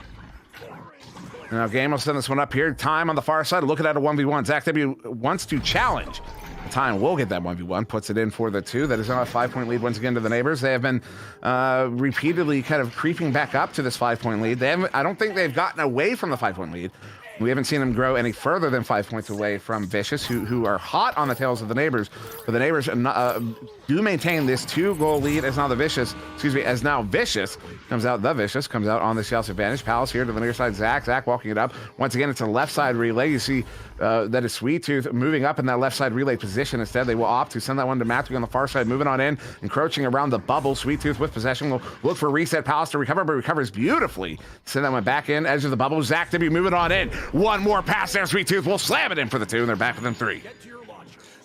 And I've witnessed the last couple of times now. Sweet Tooth and Matthew, I believe. No, Sweet Tooth and Time, that is. They're kind of going back and forth there, getting each other's grills after, a little bit of mind games, doing some jumping jacks, spamming emotes. Well, you know what? It's finals and getting into your opponent's head. I talked about it going into the match.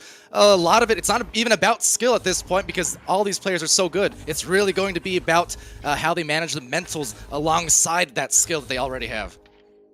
Game handling this one here at mid. That stack does not want to attack them. They're still feigning these attacks, so they do get split up there. And Game gets his disc back, still maintaining a back line. Now compressing around the bubble are the neighbors. And set up here, Jay Walker wants to bring that one in. Ducks one, sends that one across. That's Time on the far side as Rockside open on Ness. They do send it to Rocks. His Game will back out as well. And the neighbors will reset this one around the bubble. Not a deep reset, but still a reset. His Game now crouching back at the edge of the bubble. Goalie gets stunned out. Game is going to slam that one in for the 2. It's a long 2, but it's now a 5-point lead once again. I don't know if you're catching that either, but again, the mind games are definitely at play. I mean, both of them are equally throwing it at each other, so I can't say much one way or the other, but every goal we are seeing some interesting celebrations there. Body language playing a factor here. That's definitely a reality in these finals. Just as much as anything else, as Sweet Tooth now approaches with a pass there to Matthew. They're just going to opt for a reset, but Game is looming, and he is dangerous in that field. He'll get those reads, so they really got to manage their space carefully. Indeed, with 33 seconds, they'll send that one in. Oh, big stop there, Rocks Titan. Sends that one out, and with a minimum of 2 goals required, they need to get this goal literally right now. Sweet Tooth here on the near side wants to send it. We'll go. Oh my, that was a shot. That was a shot. That was a calculated shot, and it was on its way in. That was impressive, though. That will ice it. This goal will ice it as well. Rockside will put it in for the 2. That will be a 7-point lead to the neighbors to end round 1, 16-9. All right, well, that is one of an upwards of 10 we could be seeing in over the course of this hour or the next. But neighbors coming in well warmed up and satisfied with their victory there in the bronze match, facing off in lower bracket finals against Instinct. I mean, they turned up to, again, the level that, frankly, you're used to seeing from a team who has been in grand finals, from players who have been in grand finals so many times over the last few years, Dimwee. Yeah, that was quite the impressive round there. And of course, the neighbors pushing for the bracket reset. And that's the situation here. For anyone just joining, excuse me, I keep saying the Vicious because of the neighbors. Vicious Yeah. are currently undefeated in the tournament. In this tournament bracket, they have not lost a match. They probably dropped a few rounds, but no matches lost. So if they lose this best of 5 series that we are watching right now, we will go to a bracket reset and we will do it again. However, if Vicious come back after this first round loss and win the next 3 or the next 3 or 4 and win this first best of 5, that will be the end of the tournament. Vicious will have won. So that is the situation we're in. Although, you'll see a lot of people rooting for the neighbors just because they want to see that bracket reset. But also, certainly favorites here because these are again, Palador. You just mentioned names that have, they have that history there. Yeah. Oh, I think pretty much any neutral viewer, anyways, would be perhaps hoping for the reset and then going with the underdog, basically. Which again, as Saika kind of alluded to, you have Vicious, who've been performing, without the losses here in this bracket, and yet you still have those multi-time champions, Game, Rocksite, and Jaywalker, who've multi-years of chemistry. So it's definitely a test, but they are showing that veterancy now, and round 2 is going to be supremely important now for Vicious to come out of the gates hot as Jaywalker, another shot, identical to what we saw opening the first round, didn't we? It was Game to Jaywalker then too, as well, wasn't it? Yeah, wow, unbelievable. So there you go, the neighbors making a statement here again, here, round 2. Less than 30 seconds in, they have that 2-point lead. Vicious now out on this Joust advantage. And quick pass, Vicious I've seen are running with a lot of these left side passes. They're going to need to watch that because the neighbors are the kind of team, they will read that and they will start punishing it. Because how many times have I referenced that left side relay from Vicious? They keep going to that same well. They need to watch out for that. Of course, I'm not in a championship game. Who am I to speak? Is Rocksite here to game, edge of the bubble. We'll look for that cut pass, does not connect on it. That is a kind of mistake Vicious has to capitalize on. Matthew will send that one out. It's a bad clear, but they get it picked up. Matthew again with it as Sweet Tooth moving up. Sweet Tooth, open goal, sends it! Hits it for the 3! And Vicious, for the first time in this game, have the lead. My goodness, that was just inches, maybe centimeters away from being saved. You can see the read all the way through. I thought it was about to be grabbed, and I thought the pass from Matthew was a little too late, but Sweet Tooth just kicked up the afterburners, put a little extra sauce on that disc, just enough to get it past that speeding goalkeeper. And once again, Game here, the quarterback position, and Jaywalker playing that right wing, defensive side right wing. Game will get Matthew stunned out there and force that defense to get back together. The stack does get back together as time moving in. Looking at a 1v1. Oh my god. Speechless. The absolute brass and the disrespect I just saw there. I'm gonna look you in the eyes. I know the goalie's behind me. I don't care. I'll look you in the eyes, punch you right between them. I'm gonna punch in this goal, and I'm gonna go back to the spawn room feeling pretty happy about myself. Yeah, I think so. As Zach W will handle this one here, sends that one up. Sweet Tooth, oh my goodness. Oh wow, Palador, wow.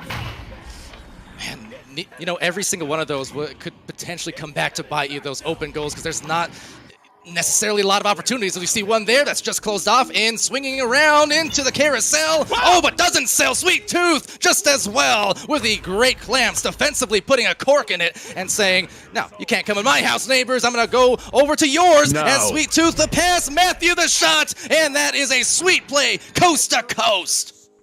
That, folks, I don't know who all here has significant experience in goal. The save you just witnessed is one of the best saves I've seen all year.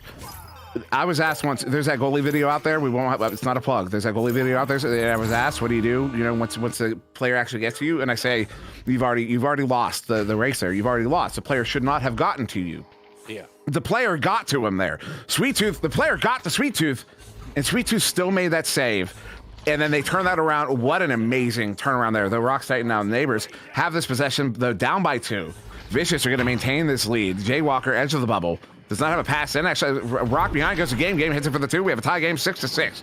With 6.5 to go. Yeah, nice efficient play there. Only 25 seconds expired since that last joust, but a great play and Game, of course, hitting the pocket. Not a surprise there. Going back again to years of VRML history, multiple seasons. Remember when you used to, back in season 1, 2, Dr. Pocket.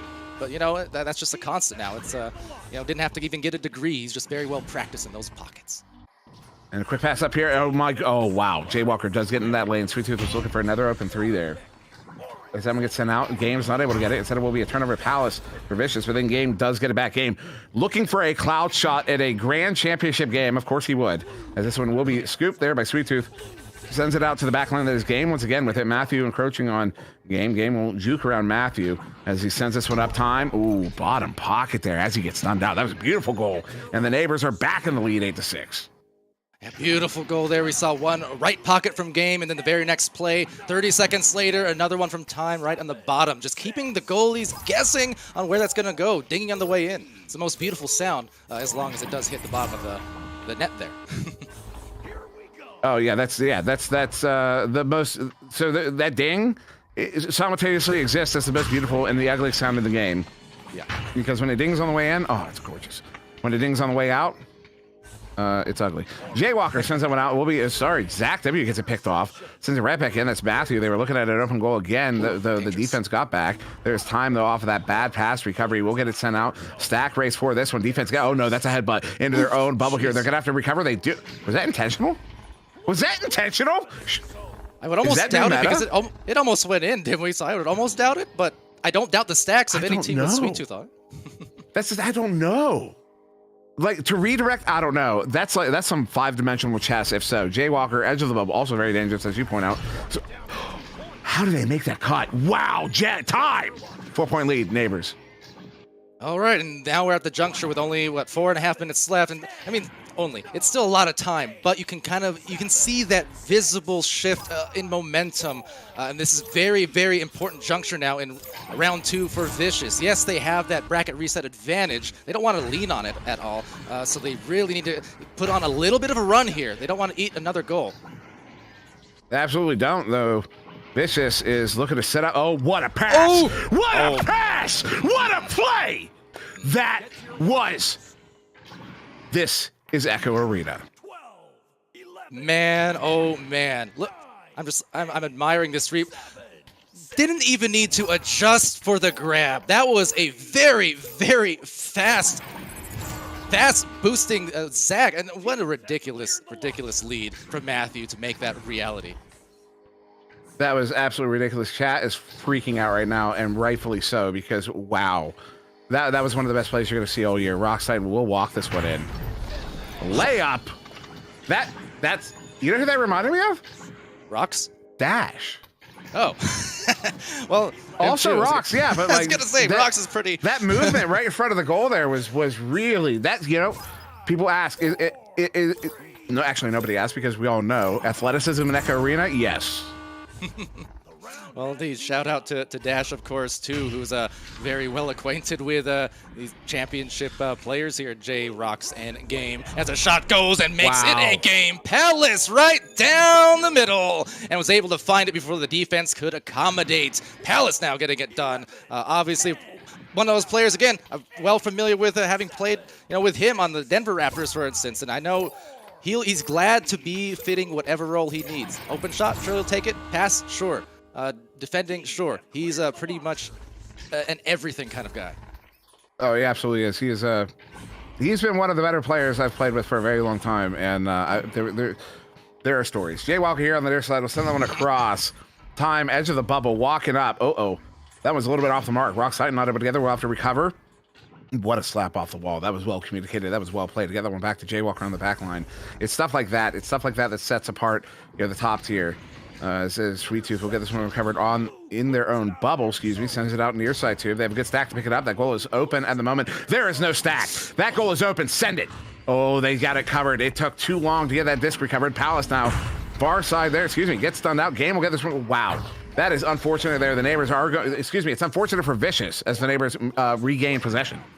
Yeah, and maybe have a disc here in a second, but now that makes at least 2 goals this round, where they had a potential open 3, Vicious that is, and we're not able to get the disc and capitalize on time. Another one here where they just unable to get there with otherwise an open goal, as now the defense trying to file into the recovery. They do, so defense turning into offense. Game with a deep heave, a little too low, and recovery quickly by Sweet Tooth, but a soft pass down to Palace, aware of the stack with Matthew. Getting split up though, and 3 defenders now getting back in time. It's sent and not quite intercepted. Look at this, just zip line, Dimwee. just every which direction, both teams getting by in a hurry. Yeah, they're both moving so fast because they have to right now. Vicious is desperate to get this point. They're down by 1 minute to go here in the second round. Time will get that one picked off. Zach W has that lane covered. Time looking at a 1v1. No one said back this one out. The neighbors can afford to run the clock a little bit. Jaywalker sending that one in. Will be off the mark, but Time is able to recover it off the far side corner walls. Rocksliden will receive that one on a reset and back this one all the way out to run a little bit more clock down right now. Because the neighbors, if they are able to get a goal here while running the clock down as they are in this moment, that will ice this second round here. It's Time moving in. Gets stuffed by Zach. Zach sends that one out. They have 2 stacks available. Both stacks get broken up. They are in the area. Will be collected. Oh my goodness, how did Game get there? I don't know, but he turns it around, Palador. Oh, that's ridiculous. Now turning around into a shot attempt, but snagged out by Palace. They've got 22 seconds to make something special happen. A pass deep down to Zach. Oh They've my. got to reach deep down and go to town. Oh, Zach takes the lead, and there's no time. It's going to be a round 2 the way of Vicious Lee. Unbelievable. Did you see what Zach did? Did you Zach see what he was did? MVP of the last minute. He moved up all. In the stream, you saw him stop up on the shield. What he was doing, they were communicating that the chain was incoming. His team was telling him, the chain is coming. The chain is coming. You're going to get stunned. Do something. You know what he did? He grabbed onto the Geo nearby. He stopped up. He juked a little bit. He didn't get tunnel vision. He didn't fall into the trap of always moving forward. He stopped up. He cleared his mind. He let them zoom by in their panic, and then he sent it in on 2 goalies and got them a 1-point victory in round 2. That is a masterclass. That is why I call Zach W a legend. Whew. Forgot I was even on camera for a minute. I just had to Same here. Take a breath. Wow, incredible. Because look, anyone who's watching and plays Echo at any level, just imagine the last time you've been in a late game situation. Doesn't matter if it was a scrim, if it was for a league or for a tournament or just for a casual priv pub, whatever it was, and you have those situations where you know if we're gonna win this round, it has to be on me now. I'm the last option here because there's no time. You know how that pressure feels. Now multiply that times about 1,000 because you're in the VRML finals. And Zach still maintained that composure to do it. And that is what that veterancy, that's what a 5+ years, at least bordering on for Zach, has achieved here. All the way since the beginning. He knows destiny is in his hands, and he sure took it there, didn't we? Indeed he did. As we're getting started here in this round 3 match, 1-1. Oh. So we're going to go to at least 4 rounds in this first best of 5. As this one is loose for a moment, Jaywalker will get it collected there on the floor. So not a repeat of the first 2 rounds where we saw the neighbors get early goals in the first 15 seconds or so. As Vicious maintaining this possession, Matthew sending him across a bad bounce there in the trench. Looks like possibly a turnover will be Roxanne with that recovery. Sends it out. And recovering just as well, Jay. Oh, no motions wasted, and wasted them. 3 points, and we see Jay for the 3rd straight round, starting it off with a score. We looked into make sure he's. I'm just kidding. Of course, Jaywalker is legendary in his own right. That time assisted by Rockstitan as they take a 3-point lead here. 1 minute off the clock. Vicious now joust advantage, and no more left side relay. You see that? You see what they did there? You saw Neighbors bid on it. Unfortunately, it does not quite work out. Neighbors are going to be able to recover their recovery. Jaywalker, oh. Zach gets a piece of it, but not enough. 5-point lead.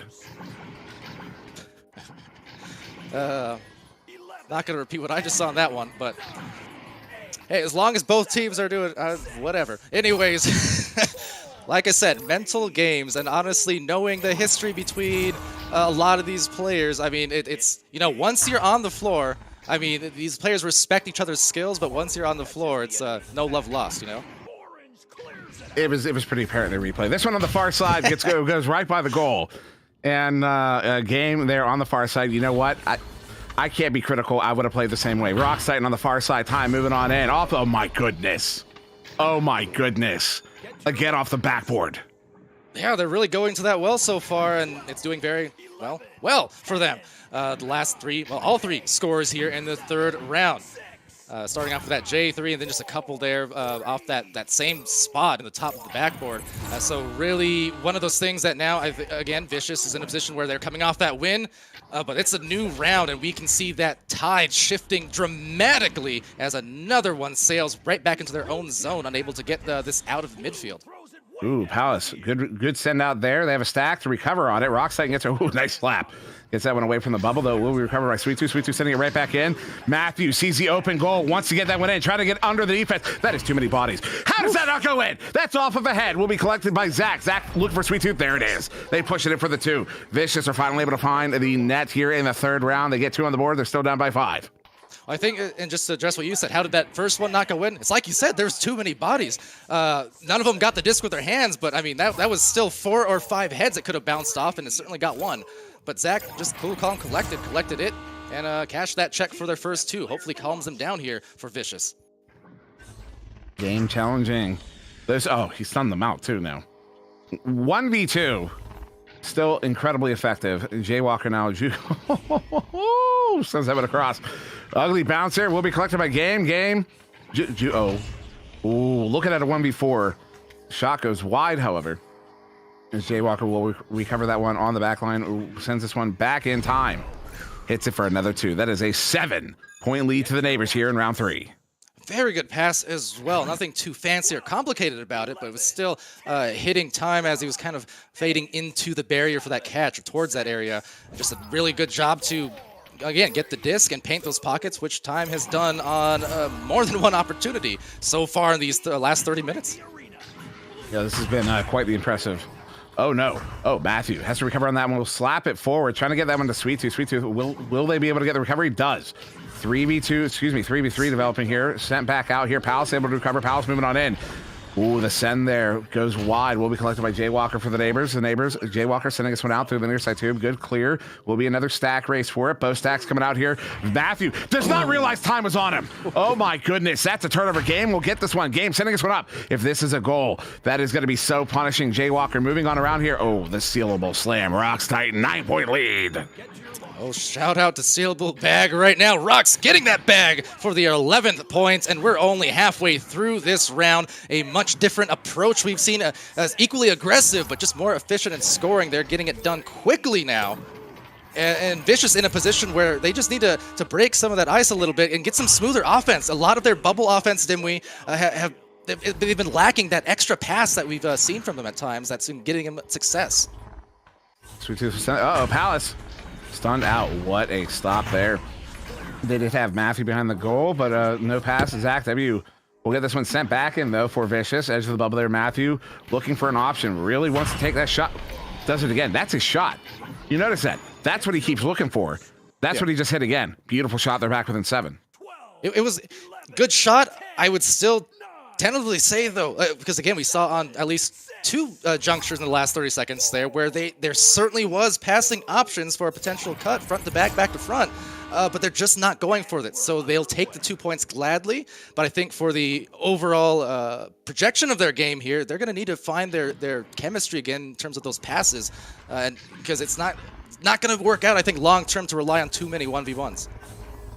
Rocks Titan as a pass in front. We'll hit time, moving on in. Gets another one. 9-point lead now to the neighbors with 4 minutes to go. Still time, though, for Vicious. So that is a minimum of 3 goals. It would have to be all 3s, however. So if you're doing it with 2s, it's a minimum of 5 goals. But with 4 minutes on the clock, Powder, very, very, very possible. Yeah, this is not a lead that neighbors can be satisfied with. They're certainly content with it, but you can't be riding on it because there's still way too much time left to spare, as Zach now just being spared the steal, but still gets it intercepted anyways as that stack blazes on by. Now picking it up from the bottom to the top. Jaywalker makes it drop every single time, it seems. Yeah, 12-point lead now here in the third. This is a this is a big change of pace here in this matchup because we saw the first round 16-9 in favor of the neighbors, which is a quite the lead, but not a 16-4 lead. And then 12-13, I think it was. I know it was a 1-point victory to Vicious in the second round. but now the Neighbors dominating round 3, currently 16-4 with still 3 minutes to go, and they get another turnover there. Jay Walker will turn that one around, sends it out, will create its way down to the floor, good stack in. Jay Walker up, a goal goes wide.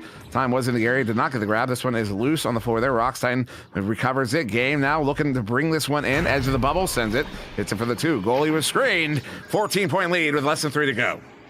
Yeah, and all of a sudden we're pushing up on that Mercy type of territory here. And, well, with this roster we see, they've done it to a lot of teams, a lot of master teams in seasons past, of course. But that said, got to play for the next round at the very least if you're Vicious. And also keep in mind, Dimwee, in this best-of-5 format for these finals, we do have 2 timeouts per team, correct? So we have yet to actually see that being taken, as a shot is taken and made for that matter. There's game, and we're 3 points away from that 20-point Mercy. It has a 17-point lead now in round 3. Again, this first best-of-5 series, it will go to a minimum of 4 on account of Vicious taking that second round. And if Vicious does lose this best-of-5, we will go to a bracket reset.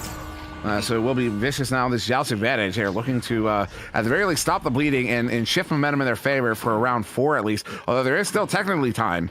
17 points, although that is a minimum of 6 goals required. They will get that one picked up. Sweet Tooth moving on in, 4v0. We'll get that one for the 2. Back within 15 with less than 2 to go. All right, well, finally breaking some of that ice. A good job by Vicious to get some scores there, and not taking a lot of time either to make it happen.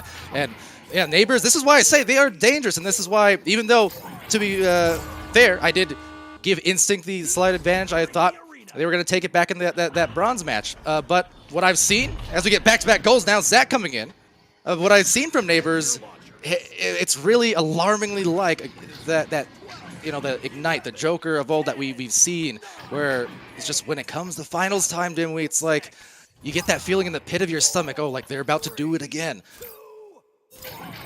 Yeah.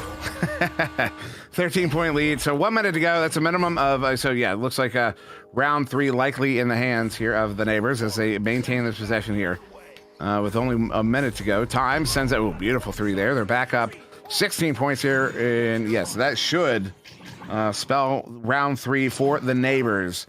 And that will go 2-1 in favor of the Neighbors in this best-of-5. Pushing for that bracket reset. And I've seen some comments about that. Bracket reset is like the best case scenario for the stream, so yeah.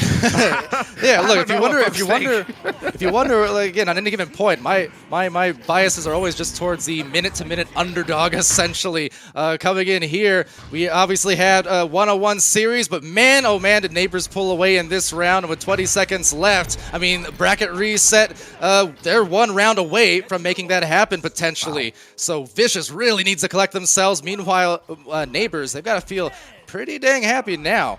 But still, keep that focus another 10 minutes extended. You know, that confidence is at peak right now. Oh, yeah. For the Neighbors. Especially after you lose, you drop a match to a team that you're then going to face in the Grand Finals Championship. That can do a number on your confidence. I doubt it did a number on their confidence, but it can do a number on most people's confidence. And so, you know, coming into this game, there's that question of, will Vicious do it again as the other team? The question is, will that other team who got that game on us, who got that match on us, will they be able to do that again? And after a round like that, the Neighbors to themselves are saying, no, they won't. And because that was such a strong performance, 27-8. Yeah, that is. There's no question in that round. The thing is, too, I mean, you've got 3 players in double digits for the Neighbors, and between the time and game, they're nearly breaching that 20-point mark. In addition to a bunch of assists. I mean, look at just the beautiful amount of passing and sharing of that disc, and again, converting of the shots. It really doesn't matter who on this team gets it, because all of them are that dang good. If they find that disc, if they find an open goal, and heck, if they find a goal that's guarded, as we've seen, there's just too dangerous to stop too many times. So, you know, kudos to them. Vicious now need to react and rebut kind of the same way. With just wiping off that slate, much like Neighbors did, didn't we? And go into round 4 for the fight of their lives. They do not want to see another round, another reset. They certainly do not. And 2-1 in this series. Of course, if Vicious take this round, we'll go to round 5, and it'll be kind of a do or die for them. Well, not do or die, because there's still that bracket. Jay Walker Rocks Titan. Rocks brings it in. Once again, the neighbors will get the first goal in the round there. 4 in a row now, though this time, Jay Walker to Rocks Titan. Yeah, Jay has been the first recipient of that goal on the other 3 rounds. Rocks Titan this time getting now his 8th point there. But wonderful job. I mean, they've got that joust locked and loaded down. They just been flawless on it, the neutral joust that is, and it's getting into that first point advantage. It's a nice boost for a team, not only the points, but just mentally not having to start off a round already being behind. Uh-oh, that's a big turnover. Time sends that one out. And Jay Walker recovers it, and they will bring that one in. And for anyone, so some of my question, because they waited a moment to put that in, and is that considered unsportsmanlike? No.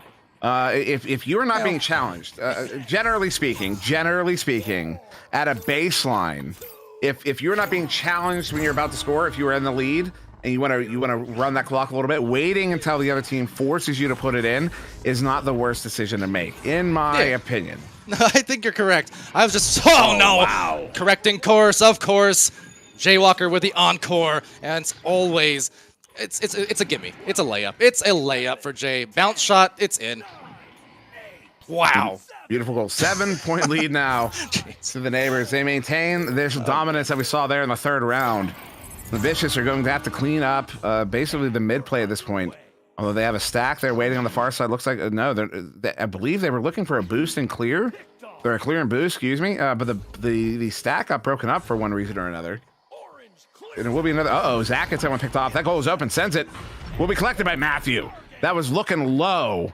Although maybe it may have been in off the backboard. Matthew, that will get the share points to get that first goal on the board here in the 4th round, 7-2. It was close, and it's also one of those cases where the shot from Zach was coming in so hot, I'm not even sure, given the distance, there was enough time to communicate if that was in. So I'd be okay with that if I were Vicious, saying, okay, you got the guaranteed points, and now let's just get right back to it. Cauterize that wound, and now wind up, play some defense, and we'll be right back in it before you know it.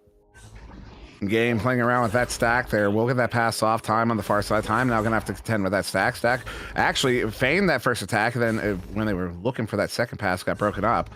So Game will get this one here on the back line. Neighbors immediately through mid. Game sending that one up. Has Rockstein edge of the bubble off. One there to Jay Walker. Puts it in for a 2. They're back up by 7. Just like that. How about it? They are rocking and rolling, really. Ever since that 3rd round, really the beginning of the 3rd round. I mean, they have not been missing much on their execution. They've just been connecting on their passes, their shots, or otherwise. There are very few errors and open opportunities, essentially, that they've not been able to capitalize on any of these plays. That's a clear out there. They have that stack ready this time to try. See, this is what you see what Vicious is trying to do. It appears that they have decided that contending 4v4 in the zone has been working out for them, so they're looking for these clear and boosts. They adjusted their strategy. At least that's what it appears to be from where I'm sitting. They're opting explicitly for these clear and boost plays, and I believe it's because they're seeing the neighbors are leaving are very aggressive on the back line, and in doing so, they leave that goal open a bit. Matthew, long heave in. That's gonna be just wide. Do they have the boost in? Zach with it, looking at a 1v1, 3v1. So defense gets there. Zach hits it. They are back within 5-6 minutes to go. All right, plenty of time here in round 4 of the first. Potentially 2 best of 5s, and the neighbors definitely looking great, but Vicious still within 3. This is a very palatable deficit, I feel like, if you're Vicious, because momentum says you should be down more, but the fact that you're only down by 5, that's actually a positive. And the neighbors here, I mean, they just got to keep executing the way that they have, and unfortunately, they'll be executed instead by Matthew, electrocuted for the strike on the goal. 2 points, didn't we? All of a sudden, 2 points. Almost halfway through this 4th round. Vicious are back with a 2, 9-7. As the neighbors will go on the Joust advantage once more here in this 4th round. 5.5 on the clock. And we grab their game. Moving up to the ceiling, immediately assaulted. That's to get that pass off. Jay Walker, quick pass to, that is Rocks Titan. As that stack that was in is now split up. The defense is going to return to the bubble. As that is 77 Sweet Tooth maintaining that forecheck pressure for Vicious. Although it's working out a bit. That aggressive posture here from Vicious, almost netting them a turnover possession, but does not work. Oh my goodness, Sweet Tooth is trying to track it down, gets a slap off, gets it out of the bubble. Will they get that possession? Unfortunately, no. It will be game there on the back line. Moving this one in, edge of the bubble, walking on in, loses it. Matthew, clean pick, sends it out, but there's Rock Titan again on the backline. This is phenomenal backline play here from the neighbors at the moment. Yeah, and credit to Matthew, because game is absolutely absurd, as we see right on the money with a shot. About to say, game is absurd with his mobility. He is very tough to ever steal from, and Matthew's already across a few different players, actually. Matthew's had some tremendous steals defensively here we've seen, but yeah, game, I mean, 2 opportunities, just a force of nature, not going to be stopped on that second chance at the drive-in. Now, Zach to be here on the near side. We'll send this one through. 4 minutes remaining on this clock. Sweet Tooth on this relay. They not able to get the grab. And again, you see they're setting up that stack there on the far side. So I'm calling it a clear and boost. I'm not sure that's exactly what it is. It's more of a pass to a boost pair. Which it kind of maybe splitting hairs a little bit, but I think it kind of gets to the nuance of the intention there, that they're not just clearing and boosting, they are setting up a specific, they're trying to intercept that clear as it, make it a pass. A shot there, it was just wide to the far side, will be collected by Palace and cleared. Now this one on the near side, Time will get this one a slap down. As loose disc here, Matthew picks that one up, sends it out. Takes that bounce. Matthew looking to track down his own clear, and instead it will be Game. His Game turns that one around, sends it back out here to the far, into that blue bubble, and moving on around and turn around once again here by Vicious. The defense is there to pick it off. Game once again, 3 minutes, just over 3 minutes ago. That one off the back wall, and Zach with another recovery. We saw Game make one of those nasty ones earlier on from a similar spot as a stun goes on Sweet Tooth. Game and Rocks linking up, but down the line, it's Matthew there on time as 3 defenders near that goal.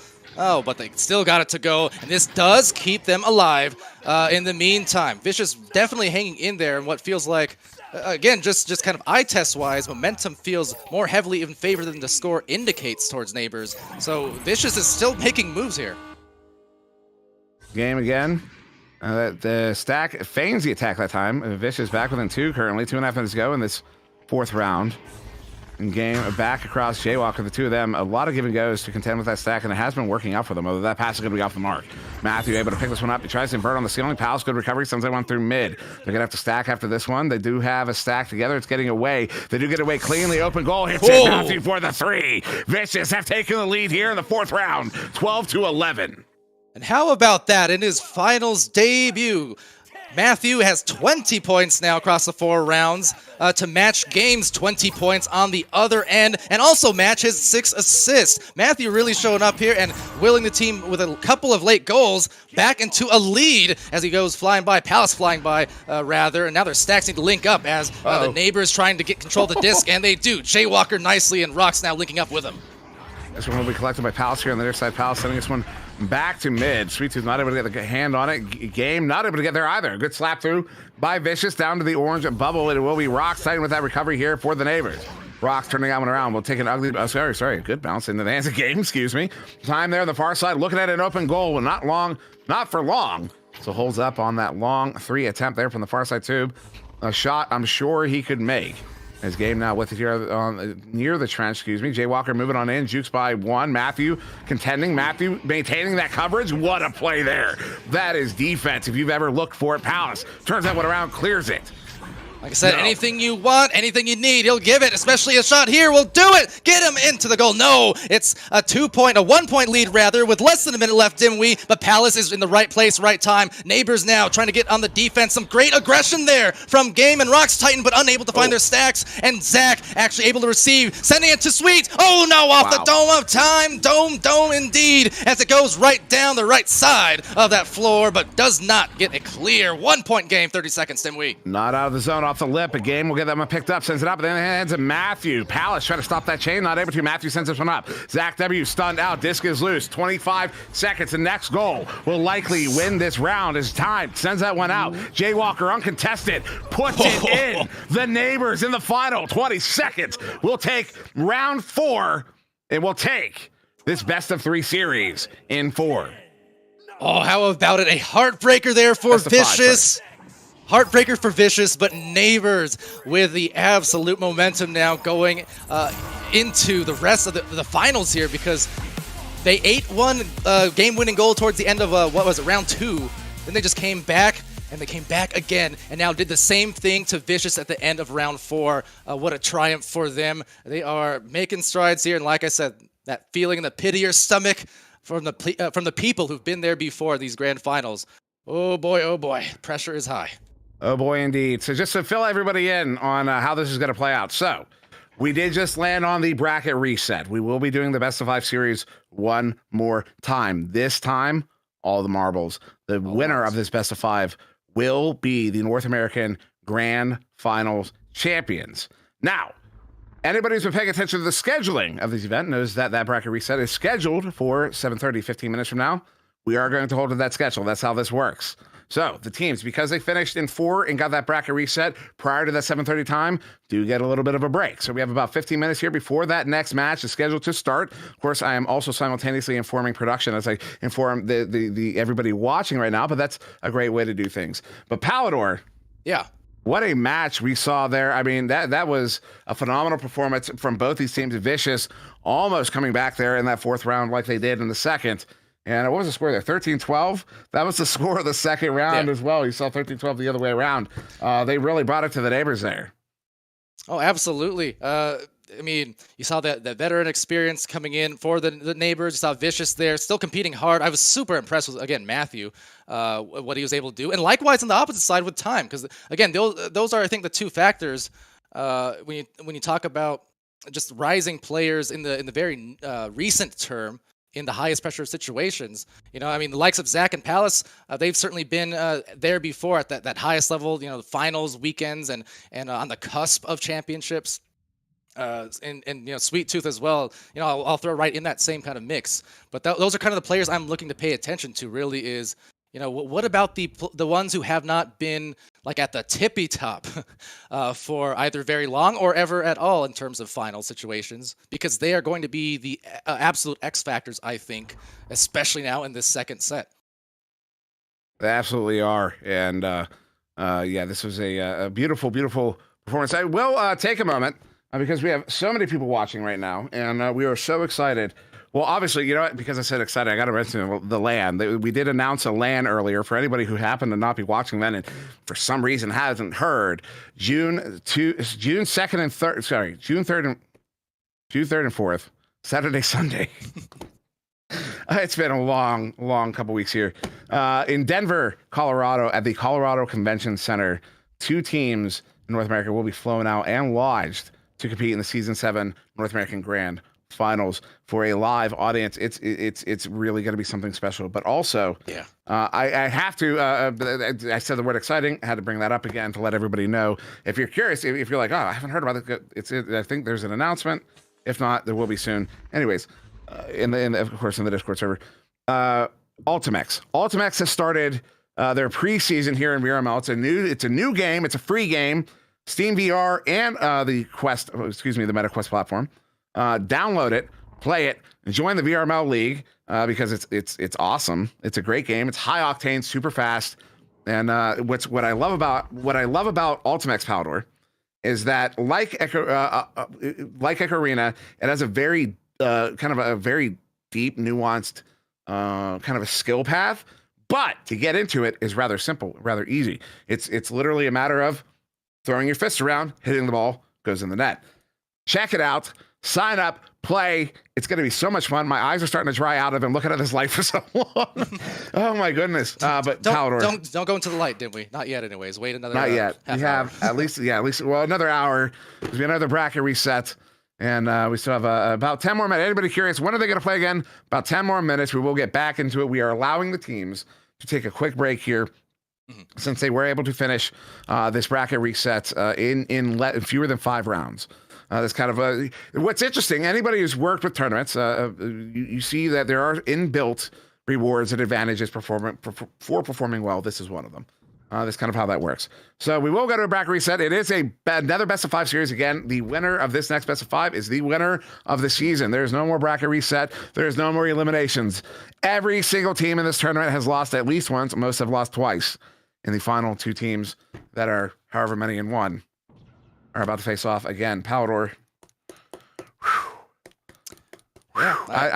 We're, you know. I know. We are here in the thick of things. Are we wanting to production truck? Are we wanting to take an intermission, or shall we stay around? Oh no, we're gonna be sticking. Yeah, we're Okay. here for the We're here for the whole thing. Well, in that case, since we did bring it up again, we have a few minutes. Will, as then we alluded to, just on a personal note, as someone who has been to something like 8 or 9 Echo-related events, whether LANs or just meetups this year, do that for a reason, not because I can particularly afford it, more so because I can't afford to miss it, is kind of my mentality. So anyone who is in the area, or even not in the area, if it's doable to get to Denver, get those tickets, you'll meet so many amazing people, your Echo friends, your favorite casters and teammates, and it's a fantastic time. I think, again, a lot of people get caught up in the tournament aspect, because that is what brings us to those events. But you're also forgetting it's a weekend-long thing. People spend usually 3-4 days there. Thursday/Friday through Monday is what most people do. I'd like to think, anyways, and most of the time is also spent outside of the headset, right? So the tournament is awesome. It's hype. You get to be there in person cheering, clapping, rooting for or against teams, and just having a good time, listening to the casters sitting 20 feet away from you even. But then you also get to go out in between matches and after matches and just have a great time all over the cities and just do so many cool things. So it's really a great event and a great reason to go, not just the tournament, but because of everything also surrounding it at the locale. That's my spiel. But do it. You won't regret it, I swear. You absolutely will not regret it. And once again, just to shout out the number of folks that it's hard to express, because there's a lot of things that aren't seen. There's a lot of things that happen behind the scenes. And in fact, things are happening behind the scenes literally all the time, all day, every day. My girlfriend gets a little annoyed because I'm getting pings and messages anywhere from 6 in the morning till 11 at night. But we do it because this is a labor of love. This is passion. We love what we do here. We enjoy being able to put these things on, and the fulfillment that I think we all get out of it when we can sit down and watch and see what we're doing on a day like today. That reward that you get from something like that is really unmatched, and it's a very special thing to be a part of. Palador, I mentioned to you back in the kind of the pre-show for this matchup, the Neighbors Vicious, I said you almost got me to turn on the waterworks, just talking about being a part of, kind of being a part of something bigger. And that is what we all, have kind of bought into here, and that is why we've ended up in a LAN, culminating in a LAN next season. Don't worry about it. Water. I've cried a handful of times on stream. It's nothing new. It's fine. Pele Dad says it's okay to be sentimental. Yeah, it's okay to feel your feelings. Yeah, feel the feelings. But that's the thing too, because I see a lot of the chat going on too. Here in the meantime, and good to see a lot of friendly, familiar faces, but we're all here for the same reason. Don't forget, when you're talking to people on the Twitch chat and Discord, don't forget the human, and don't forget the fact that we're all here rallying around the same game. So, you should root for our collective success, because everything here is for the benefit of our love for the game. We're not just randos coming in from some outside place, outside world. We're literally all made from the ground up in VR and in Echo Arena VRML, literally from Echo Arena, top to bottom. So just remember that, because if you're tearing one thing down, you're really tearing all of us down at the same time. So just build it up, because we want this thing to last for a very long time, and I believe it will. I have since the beta in 2017. First thing I said, this is the future. It's not going anywhere, and so far, so good. Not wrong. So, yeah. So far, so good indeed. We have anybody curious? About 6 more minutes until we get into that next into the bracket reset, and we play that best of 5 series again. And anybody who's been paying attention, this has been an incredibly close series. There was one round that wasn't particularly close. I went to the Neighbors, 27-8, but outside of that one round, wow, the Vicious have been putting on quite the performance. Against otherwise, the 13-12 game there in round 2, the 13-12 game in round 4, almost pushing us to that round 5 situation.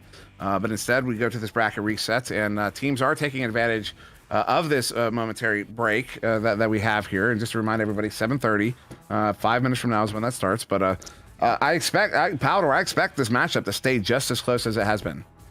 Yeah, I do. I think this break is certainly important for both teams, but Vicious especially, to get their bearings back under them. The Neighbors really hit their stride again at the start of that third round. I mean, even in the second round, obviously, they lost that by the 1 point, but really the third round, they came out with such a fire, and their execution was just not lacking anywhere, it seemed like. Everything they needed to do, every punish that they needed to make, just about anyways, was a success. And unfortunately for Vicious, wasn't quite the same. I do expect that to change again, because knowing these players both as, at least a couple of them, teammates of mine, and for the rest of them, people who I've casted for years on end, or have been killed by in pubs recently, Matthew. But regardless, we know their level of play, and we know, again, given the break, I think they'll be able to get back to where they were and just wipe that slate and get back into their rhythm. This break is just an important thing for that, and that's a reality at both online tournaments and competitive LANs. It's nice just to have that quick breather to readjust. It is, and I think it'll benefit Vicious very well, but I think it'll also benefit the Neighbors, because the Neighbors, they are very consciously a very strategic team. You see them doing a lot of call and answer things. You're seeing them trying to manipulate Vicious into doing specific things. And Vicious has answered in a couple situations. You saw when Vicious started relying on that clear and boost, it was not working for them. That was certainly something the Neighbors wanted to happen. It did start to happen, and they started benefiting from it. That's when you saw the 27-8 game. It was the next game, that fourth round, that Vicious stopped doing that. What happened? They almost won that fourth round and pushed us to a fifth. So I expect that to continue here in this next best of five, in the grand finals here in season 6. I expect them to continue that as we are pushing into this game. Right, and so while we have how much time? A few more minutes. One other comment I did see that kind of want to anecdotally address too is saw someone mentioning casters in favor of Vicious, and from the entertainment perspective, you always go for the underdog. But it's just funny from mine too, because see, little again history a bit on Echo Arena competitive scene. It was several of those players over on the Neighbors side who essentially dethroned my team long ago in a galaxy far less skilled away. But the point is, it was a lot of those players who kind of took those reins, right? And then they dominated for the last several years, which was amazing to see. They built themselves an incredible history, an incredible Echo legacy, right? But then the one thing undefeated in life is time. I don't just mean the player over on Neighbors right now, but it's a circle of life, right? You see, it's wonderful to see the fact that legacy and legendary teams and players can in fact bleed eventually. It happens. Happened to me. It'll happen to them. It'll happen to whoever wins tonight, right? But it's like the circle of competitive life to just see that occur. And on the Vicious side, I was mentioning. Okay, so earlier on the EU side, I was mentioning Boop and how it's kind of a long overdue thing. Him getting that championship, which was awesome for Blast, his first one in VRML. Vicious side. Palace and Zach, they've been so close so many times, and they've been teammates for a long time. Respect that grind so much.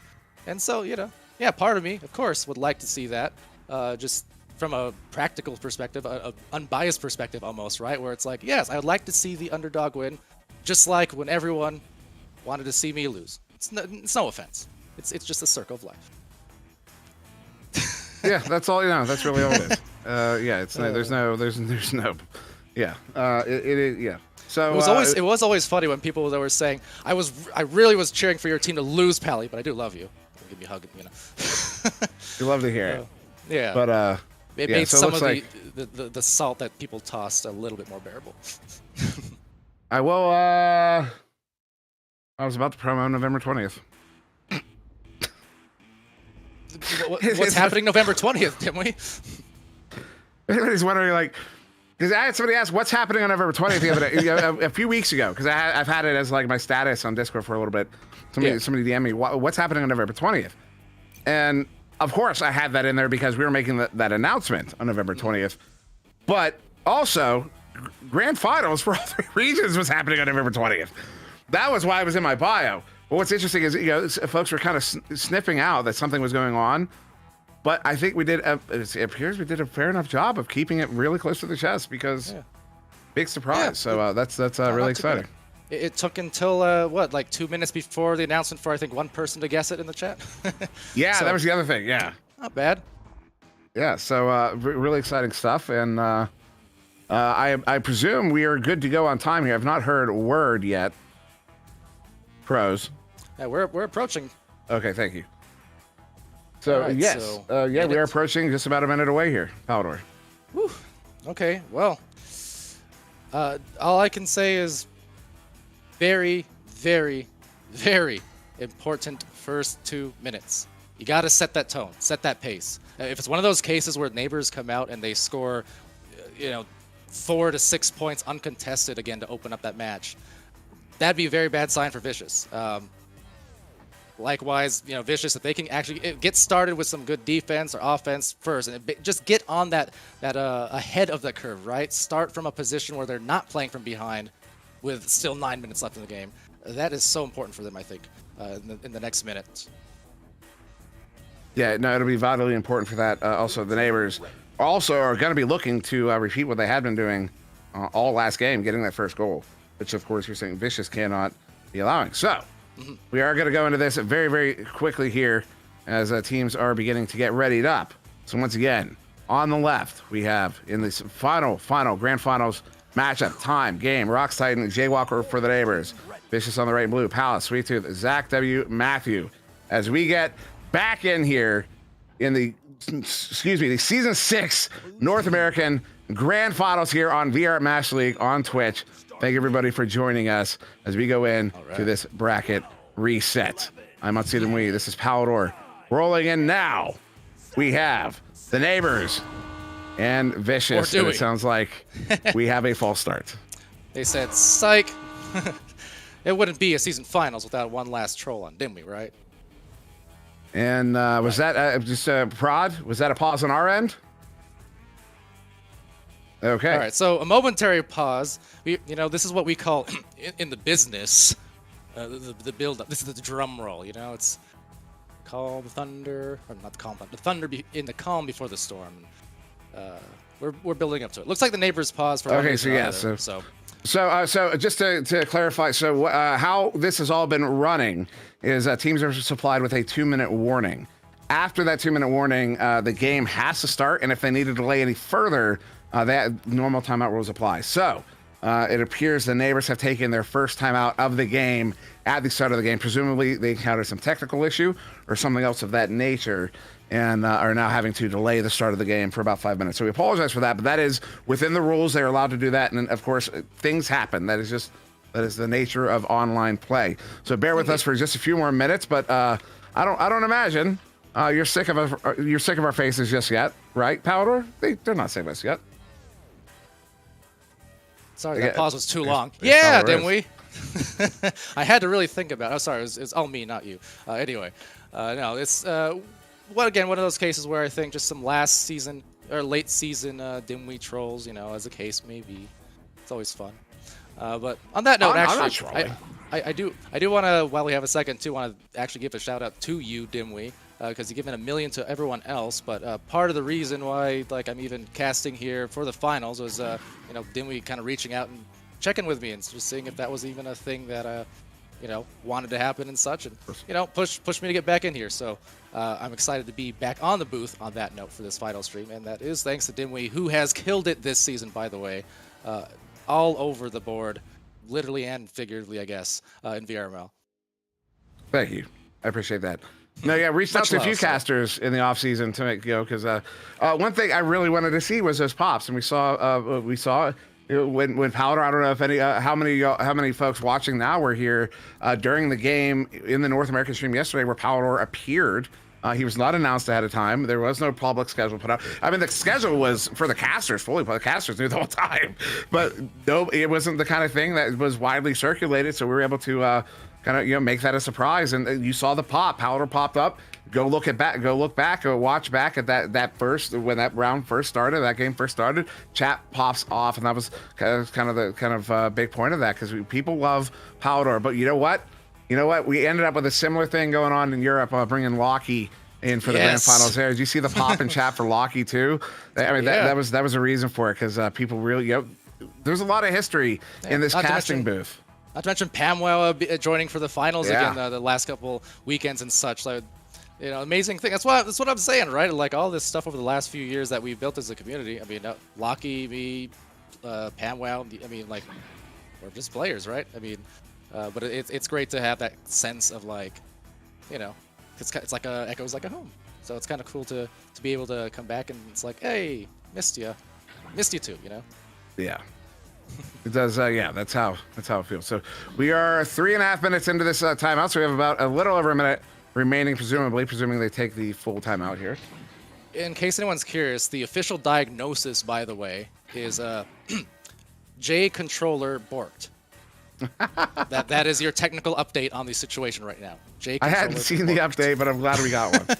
So yeah, courtesy Rocks in Discord for that update, although I do hear the pause ending, so I sure hope that means it is unborked and now we're uncorked, ready to pop. And here we go, the first joust, and it will drop to the bottom, picked up here by, no buddies, it's dislodged and taken by Sweet Tooth. This last best of 5, possession first, going to Vicious.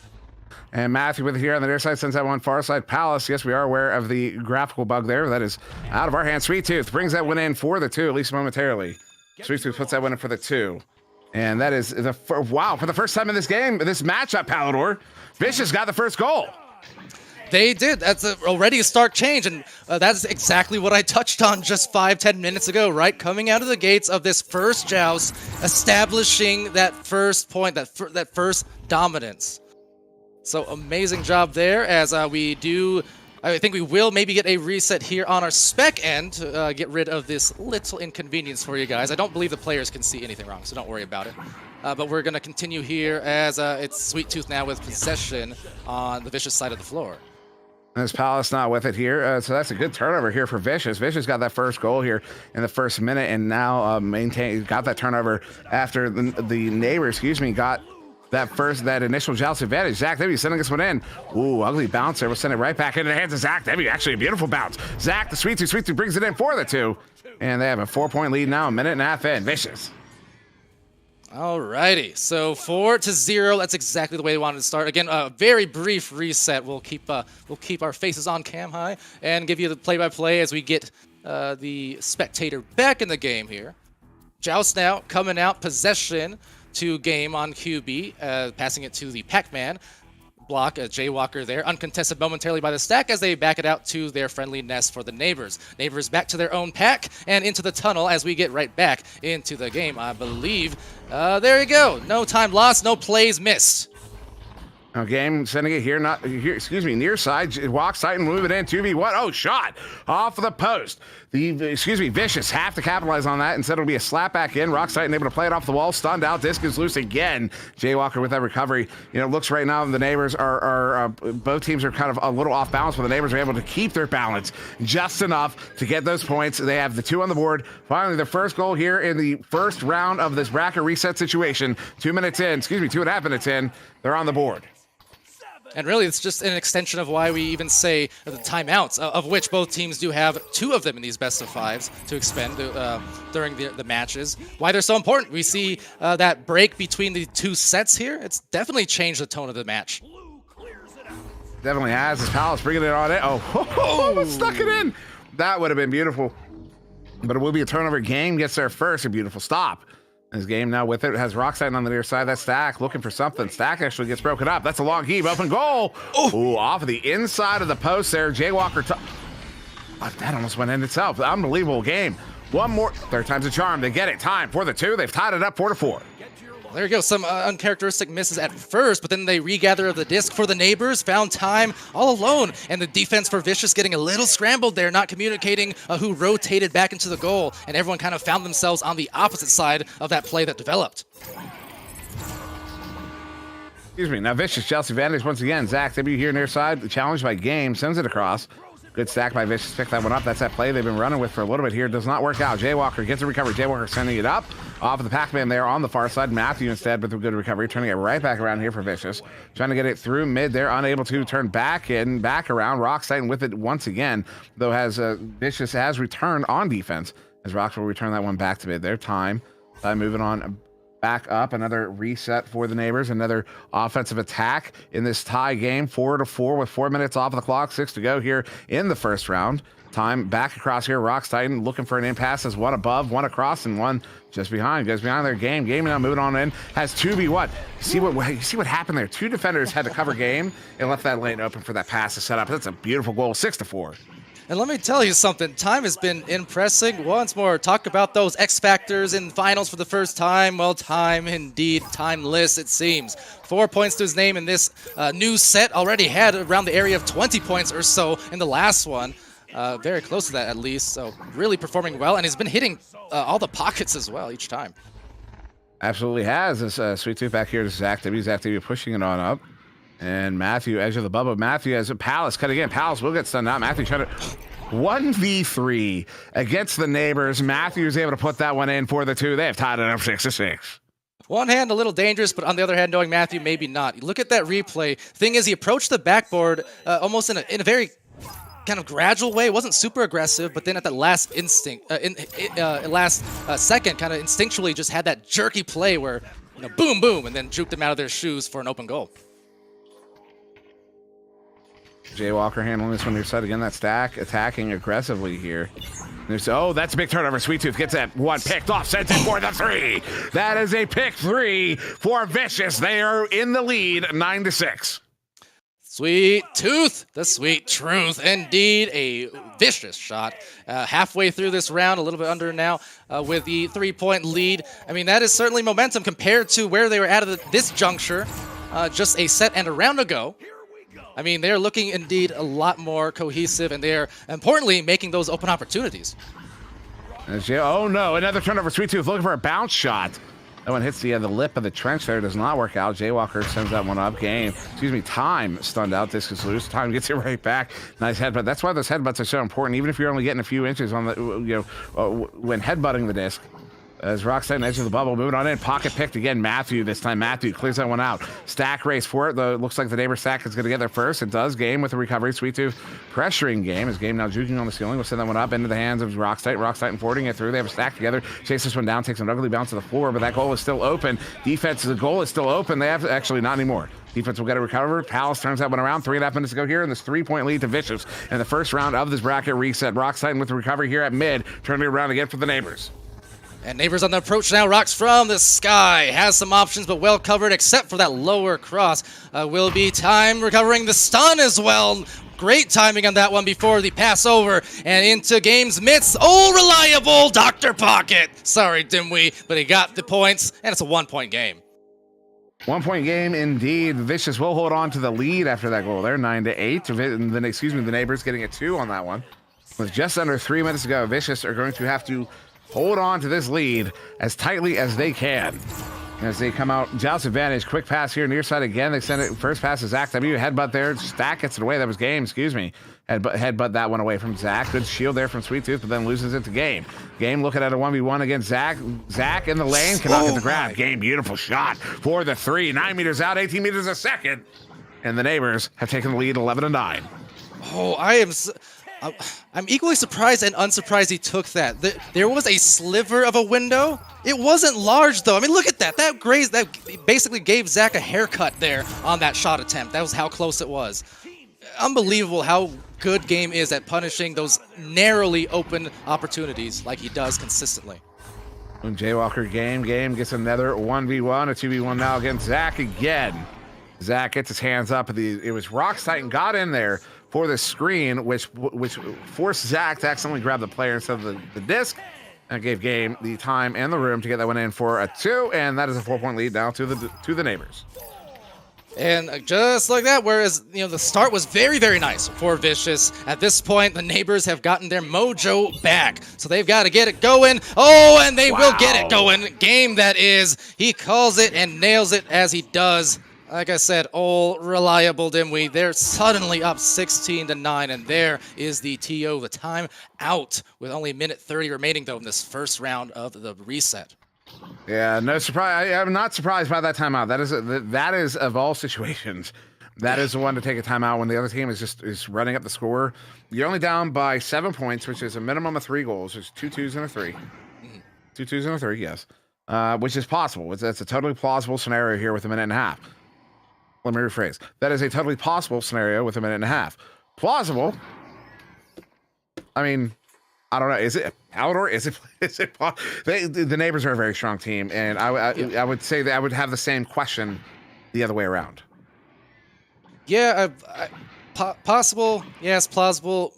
Possibly not. But at this point, if you're saying it, if you're Vicious right now and you're thinking, okay, minute 30, knowing the roster that we have and knowing the fact that it wasn't that long ago that we did have that lead, right?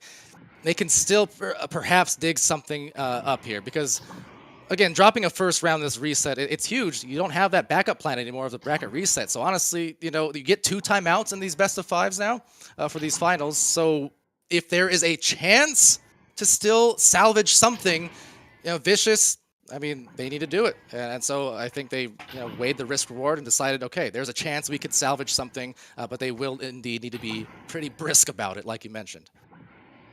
Yeah, they will have to be, because let's see, I mean, we did the math, it's a 40 seconds reset time, so they really have about 50 seconds of actual game time to get 3 goals. Because when you ask, how do you work that out? There's a minute 32, we'll say we just round, a minute 30 on the clock. Well, every goal, you have a 20-second reset, unless it's the last goal, in which case it can happen at any time. You don't have to reset again, right? So if there's 3 goals required, you need 2 resets to score 3 goals. See what I mean? Because that last goal can happen at any time. You don't need the extra 20 seconds for that one. So that's how we work out that math. They need 3 goals, which is 2 resets, which amounts to about 40 seconds of game time that they do not have access to score those goals. So they have about 50 seconds of effective game time to make that happen, which is possible.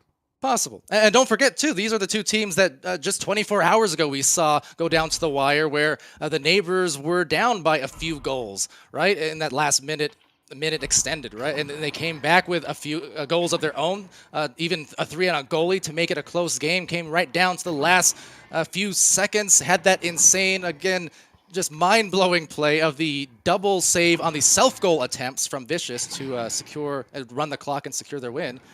That just fell a little bit short for the Neighbors. But the point is, I have seen it, casting however many 1,000, 2,000 games across the last couple of years. I've seen it happen.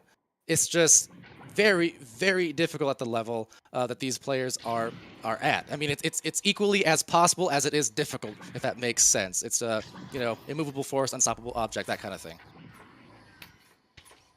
Indeed. And I will take just another quick moment to throw out Ultimax to everybody watching. If you have not checked out Ultimax, it is free on both the Oculus Quest and the Steam VR platforms. And we do have an Ultimax League here in VRML. They are in preseason right now. Runs through, I believe, January. So basically, you'll be able to throughout, because we have announced the season 7. We have announced the season 7 schedule for Echo Arena VRML season 7. That starts January 23. That's a Monday. I don't know the exact date of the finals for Ultimax, but it's sometime in January. I don't know off the top of my head. It's scheduled. I just don't remember when it is off the top of my head. That works out perfectly.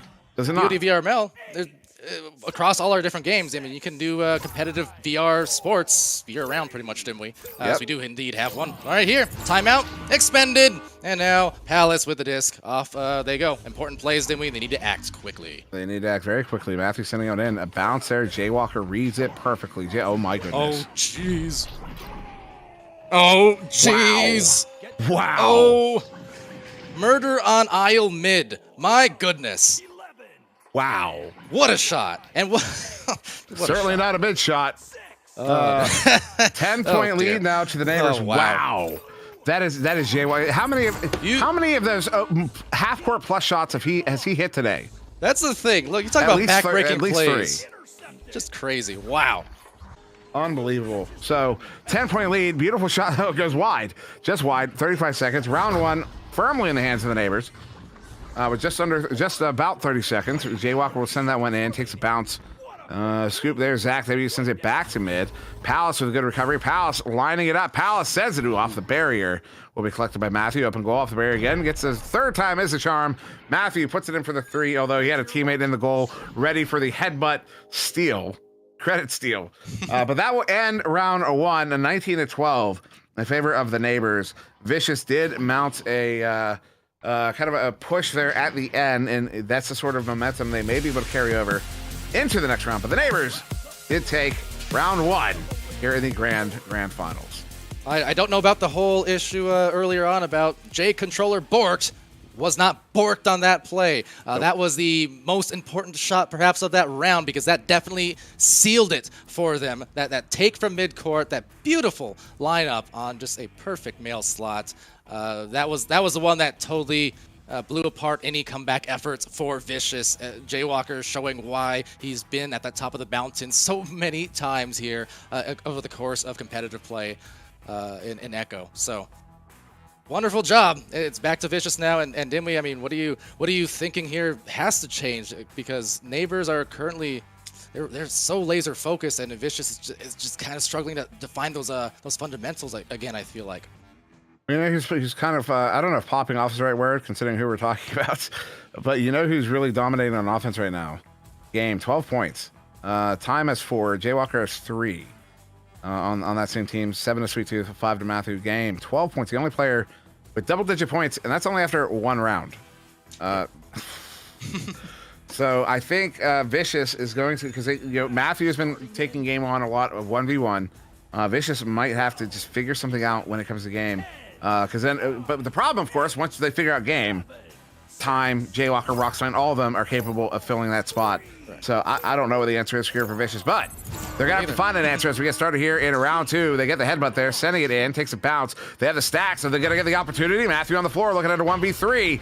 Ooh, tried to scoop it. This is loose. Will be scooped away there by Rox Titan. And that's kind of what we've seen a little bit, well, actually a lot bit of at times. If they're in that goal, Vicious that is, the enemy's goal, and they're holding in the bubble, that disc, for more than a second or so, they're losing that disc. They need to find those extra passes because they're holding it in the bubble. The defense is just too good. And here it goes again. There it is, right on cue. Jaywalker, wow. The beautiful takeaway, sends it down left lane.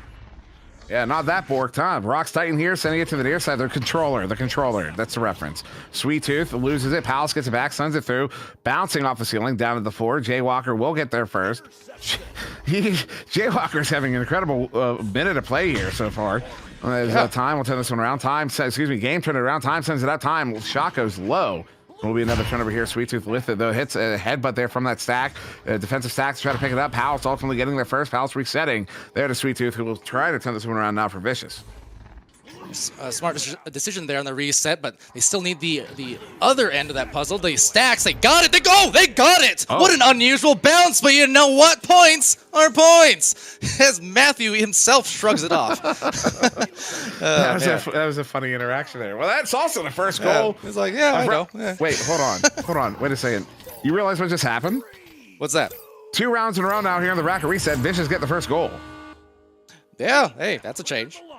That is a change, because it was all 4 rounds in the first set that the neighbors got the first goal. And all of them were Jaywalker, or was the 4th one Rockstein? Either way. Jaywalker, stunned out by that stack. Sweet Tooth and Zach. Sweet Tooth sending that one up a little bit low of the intended target. Sweet Tooth not able to play it. Matthew gets that one recovered. Matthew now looking to bring this one in. Game getting back. They have an opportunity here. That's a 3v2. Oh, they are not able to capitalize on it. Oh, they ultimately do. Look at that. They get 2 on the board. That's a 5-point lead now to Vicious. My goodness, though. The defense for the neighbors is just stifling. So very impressed. You know, historically speaking, Zach and Palace teams across the years have been so impressive with bubble defense. But just likewise, when you talk about game Jaywalker here and what they've been able to do, they've been on some of the all-time VRML highlights for ridiculous saves in final situations and defense. I mean, we're just seeing them pull out all the stops. We absolutely are. As Time has it there on the far side.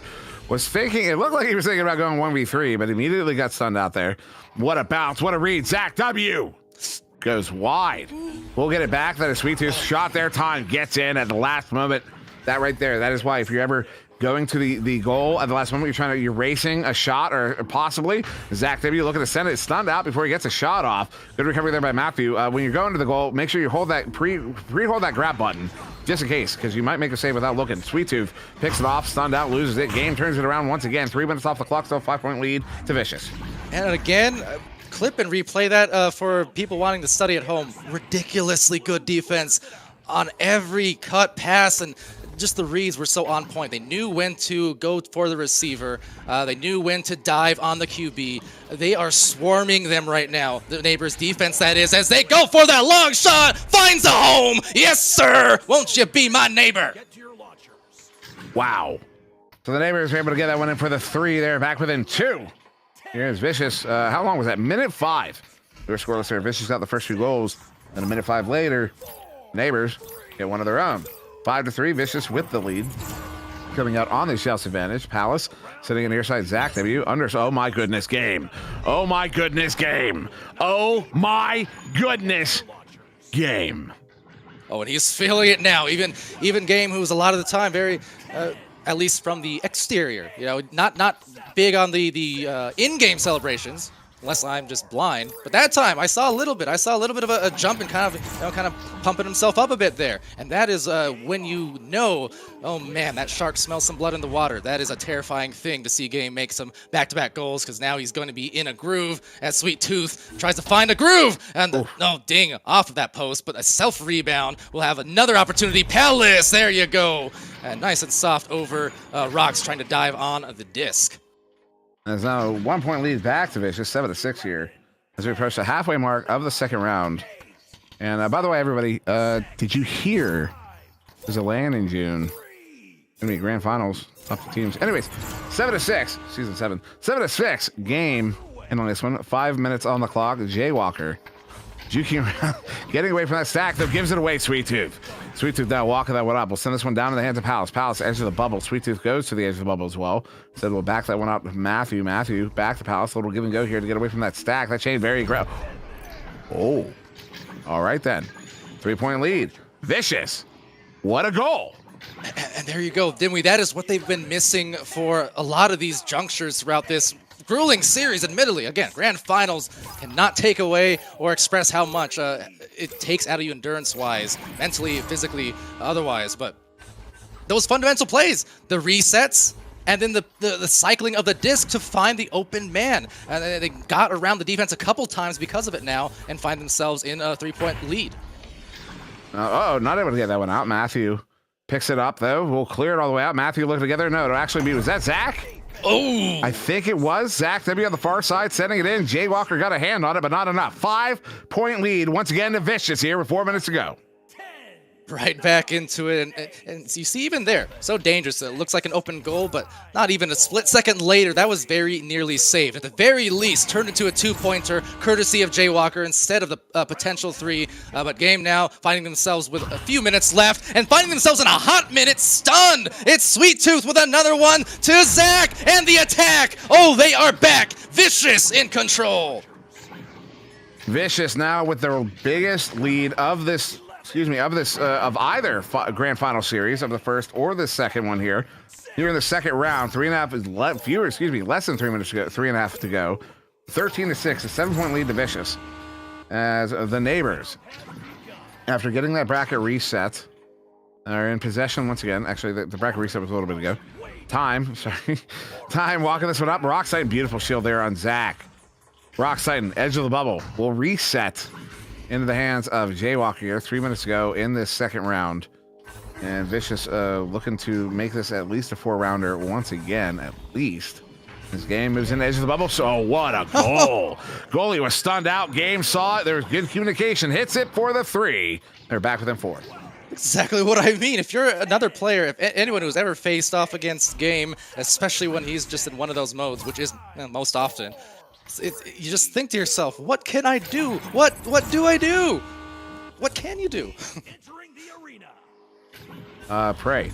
Matthew sends this one in, takes a bounce here. Matthew gets it right back, and another ugly bounce. This time does not get it back. Game will turn this one around as Palace will get it recovered. Palace turning it back up into the hands of Matthew. Matthew has Sweet Tooth across, not able to play it on the initial pass. Sweet Tooth looking to track this one down. Once again, that goal is open. If Sweet Tooth could get that one on the turnover, unable to, but the clear is not good. Matthew, no, that stack gets there. Palace with it. Palace across, and then to Sweet Tooth. Sweet Tooth 1v1, underhands it for the 2, and they're back up by 6. They sure are, and once more, we're seeing those extra passes, the recognition of, okay, hold on, I gotta keep calm. I see defense surrounding, but I gotta know where that next pass is going. They found the right one to give a good percentage chance shot of making that, as opposed to going into the teeth of the defense, which was what Vicious was doing a lot of in the earlier junctures of this set, and even last set as well. So we're seeing a change in the rhythm here. Neighbors trying to address likewise. We have only 1:30 left in round 2. Rocks the deep fling, dangerous one in fact, caught by Game, and now saved by Sweet.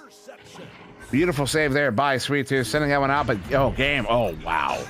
Sweet got stunned out that time. Game hits it off the backboard at a very steep angle, 9m3. And look at that, the neighbors are back within 3 here with just a minute. How many times? Have we seen this a few times, I think, where Vicious have that lead and then suddenly the neighbors creep back up and we have a minute to go situation?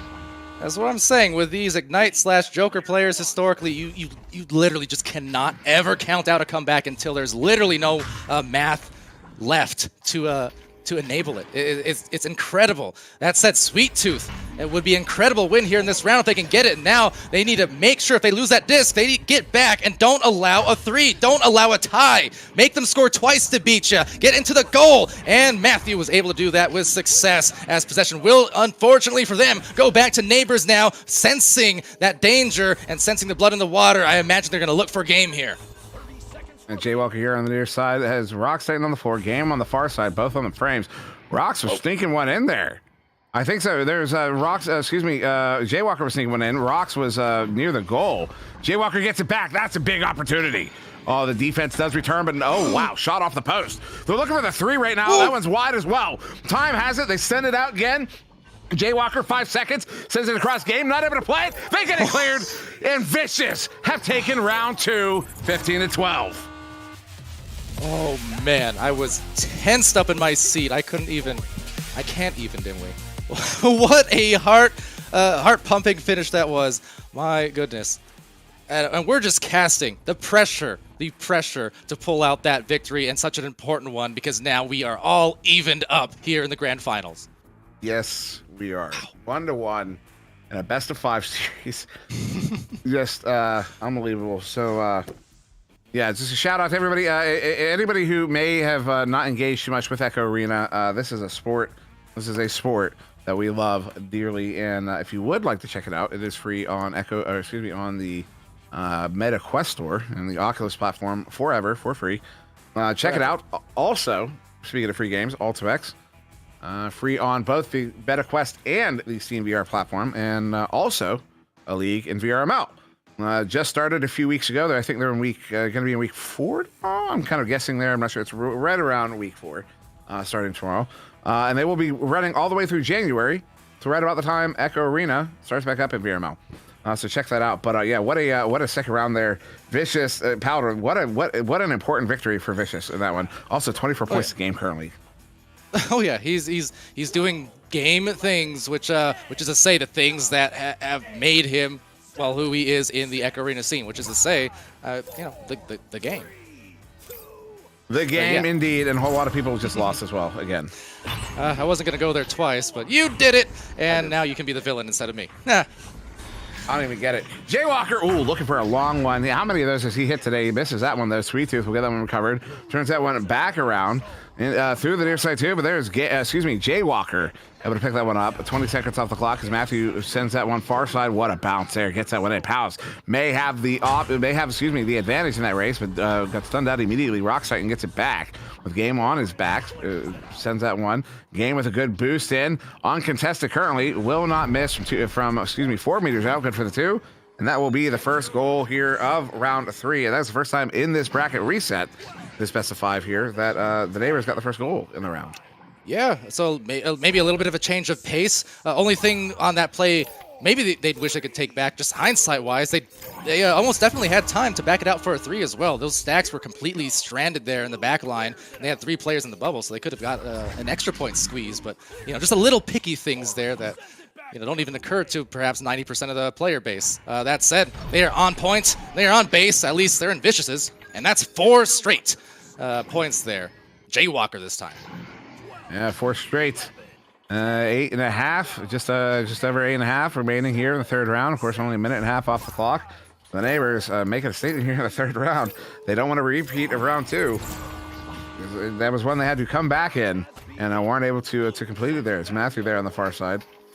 And Sweet Tooth up, but Sweet Tooth was covered by that stack. Still, somehow they get that pass off. Zach W now moving in the edge of the bubble. Gets a 1v1, hits it for the 2. Vicious are on the board here in round 3. All right, good shot there from Zach to stabilize things. The scoring distribution overall very nice across these 2 rounds and some change for the Vicious squad. 2 points, Palace, 9 for Sweet, Zach with 8, Matthew with 5, so no one dominating the scoreboard there. Just a lot of equal measured scoring efficiency as they seek out now the disc defensively. Jay Walker will send that one to that far side. Unfortunately, the pass is not recovered. Matthew in the area. Matthew will get it recovered instead for Vicious. Turns that one around.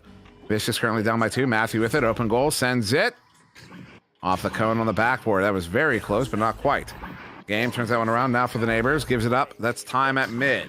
Defensive stack getting back into the Vicious zone for Vicious. So Sweet Tooth back in the goal already. It's time before that one up. Into the hands of Jay Walker. Jay Walker look for a cross pass. Rockstein will have to play it off the wall, but plays it cleanly. Rocks back to the shallow back line. It's time now on the bow tie block. Palace pressuring him. Rocks tight now, looking for a cut. Jay Walker brings it in. 1v2, hits a post. That one bounces out of the bubble. Matthew with a good recovery. A nice attempt there from the neighbors squad, but unfortunately for them, not the results. Down the floor, 3 players overshooting, but look at how quickly they stack back. They overshoot again, but another grab, and finally, with some contempt, they do grab control of the disc now and possession, but was not easy, as Sweet Tooth now finds an easy does-it pass right down below to the dunk, and Zach W now breaking it in for the 4th point and a tie. Tied up 4-4. Vicious is going to make sure this is a game to the very end, as the neighbors are trying to continue to push that dominance we saw a little bit of early on, but have not been able to make that happen so much here since this in this bracket reset. Of course, game currently sitting on 26 points over 2.5 rounds in the bracket reset. One of only 2 players double digits. The next behind us, Zach W with 10. This game will get this one picked off, turns it around, sends it up. Though good good disruption there from Sweet Tooth. Has Matthew and Zach up. Matthew and Palace up. And Zach will send this one up to Matthew. Matthew over to Sweet Tooth. Oh, off the backboard. Goalie was stunned out by Zach, I do believe. And that is a 3-point lead now to Vicious, 7-4. And then Palace now giving a little bit of the celebration, just kind of doing some air punches. Once more, one of those players, been at it for a long time, high level, you calm, cool, collected, but you like to see that that kind of physicality, and then just they're engaged. They're saying, okay, this is it. This is finals. We gotta be active and alert. And every one of these shots, even for a chill guy like Palace, he's got to celebrate on that one too, rightfully so. And good give and go here from the neighbors. I love Palace, by the way. Send in here. Palace, we'll get that one recovered. Also, one of the most surprising, should not, maybe I just didn't know him well enough, but as a captain over Nepa was one of the biggest surprise performances to me. It just absolutely blew me away the way he was able to helm that team the way he did over there. As this one gets sent in here, Zach W. We'll get it recovered now for Vicious. Turning it back around, though that's game in the near side too. With a recovery. So the neighbors back in possession here, still down by 3 as we are just over the halfway mark of this third round. That's time there on the back line feeding. Game here. Game, though, Matthew saw it coming. Matthew gets it stunned out. Matthew gets it cleared out, though not out of the zone. And yet again, Matthew impressing with the midfield defense. The just a multitude of grabs he's gotten. The steals he's gotten on players across these 2 series have been insane. Winding around is the aforementioned, and do I have to even mention how sweet that was? The pass and slapper from Sweet. How about it? How about it indeed. 5-point lead now to Vicious. In this 1-1 series, best of 5. Vicious looking to, again, push us to 4. And game now, Joust advantage. 4 minutes to go here in the third. That stack there on the far side. Game will send it near side. Game tries to contend with the stack. Gets Palace stunned out. Double stun, in fact. Although that's going to be a turnover. Sweet Tooth. Look for a bounce in. Has Palace nearby. Game gets it. Oh, gives it away. Matthew open goal. Hits it. 8-point lead now to Vicious. Suddenly, Vicious starting to run up the points, but how many times have we seen this Palador? Oh, timeout! Look at that. There you go. Very, very good timeout as well. But that said, this is the exact point. Just again, based on prior history, this is the exact point. If I were Vicious right now, I'd be the most scared I was this whole round because it's like, okay, there's still some time, but it's one of those cases where like. It always feels like some impending doom, waking a sleeping beast type thing, right? So Vicious has done tremendously this round, but we know how great of a team and that Neighbors are, how great of a floor general someone like Game is, just able to control, manage the disc and his teammates and things like that. Likewise for Palace on the opposite end. Then when you talk about how successful he's been as captain and kind of surprising you as well across on the Nepa side, right? And like for Palace as former teammate of his as well, and like he definitely has that type of floor general style and mentality of it's not about getting just mine, it's about getting everyone else theirs, and that can bring a lot of success to teams. It absolutely can. I mean, Echo Arena is a team sport. You can't be selfish in this game. Anybody who plays selfish things, I'm the best player, I can carry a team to finals. No, you can't. You say, well, Game does it. No, he doesn't. Game is an exceptional player. He's arguably the best player in the world. Oh, yeah. Definitely one of the best players in the world, but he still needs his teammates. Palador is talking about how Game generals in the game. He coordinates with his teammates. He kind of almost sets the pace, sets the agenda. Exactly. In doing so, that is an acknowledgement that he is not doing this alone. He himself, Game, the arguably best player in the world, has to acknowledge that he is not doing it himself. If he's acknowledging that, so can you. Yeah, exactly. Exactly. 'Cause a lot of times you'll, for a lot of the matches I've casted of games in particular, wherever it is and for whatever it is, one of the constants to realize sometimes he'll open a match and score 20 points in a round. He can do that in his sleep practically. But you'll also witness times where he goes into games and maybe he'll only score 2, 4, 6 points in a round or two.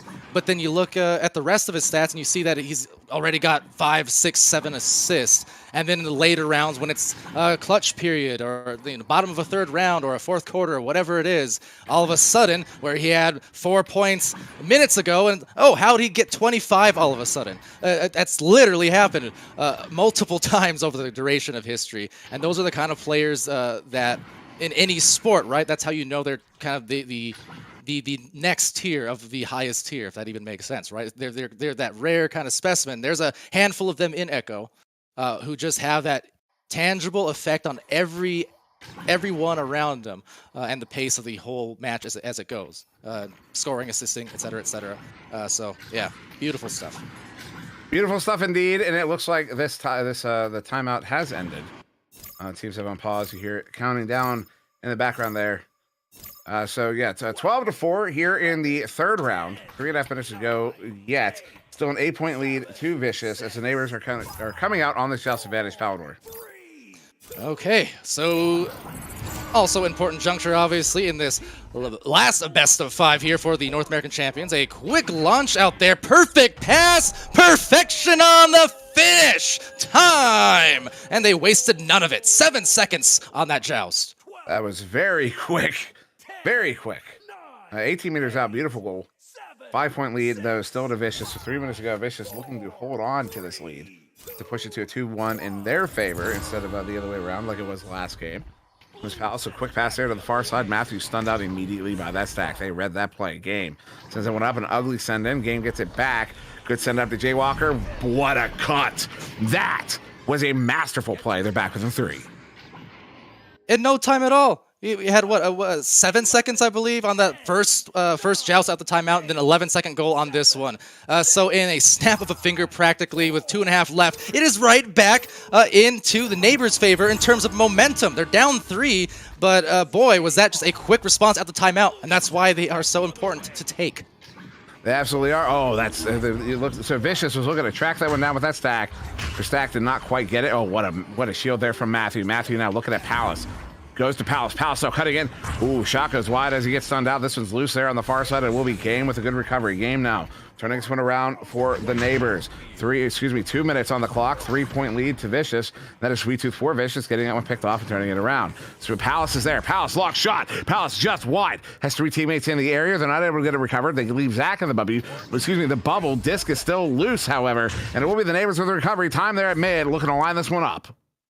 Oh, but the stacks just as well are there. They read it well. Sweet Tooth nicely on the recovery, but in the midfield, equally well read by Game. Just slipping out of nowhere into possession, and they are a team possessed. Beautiful possession on that one. J to Rocks. 1 point Game. Again. Palador, again. There's a minute to go, and the neighbors have gone all the way. What was it, 12-4? That's what I mean. 12-4. Oh my goodness. Uncanny, right?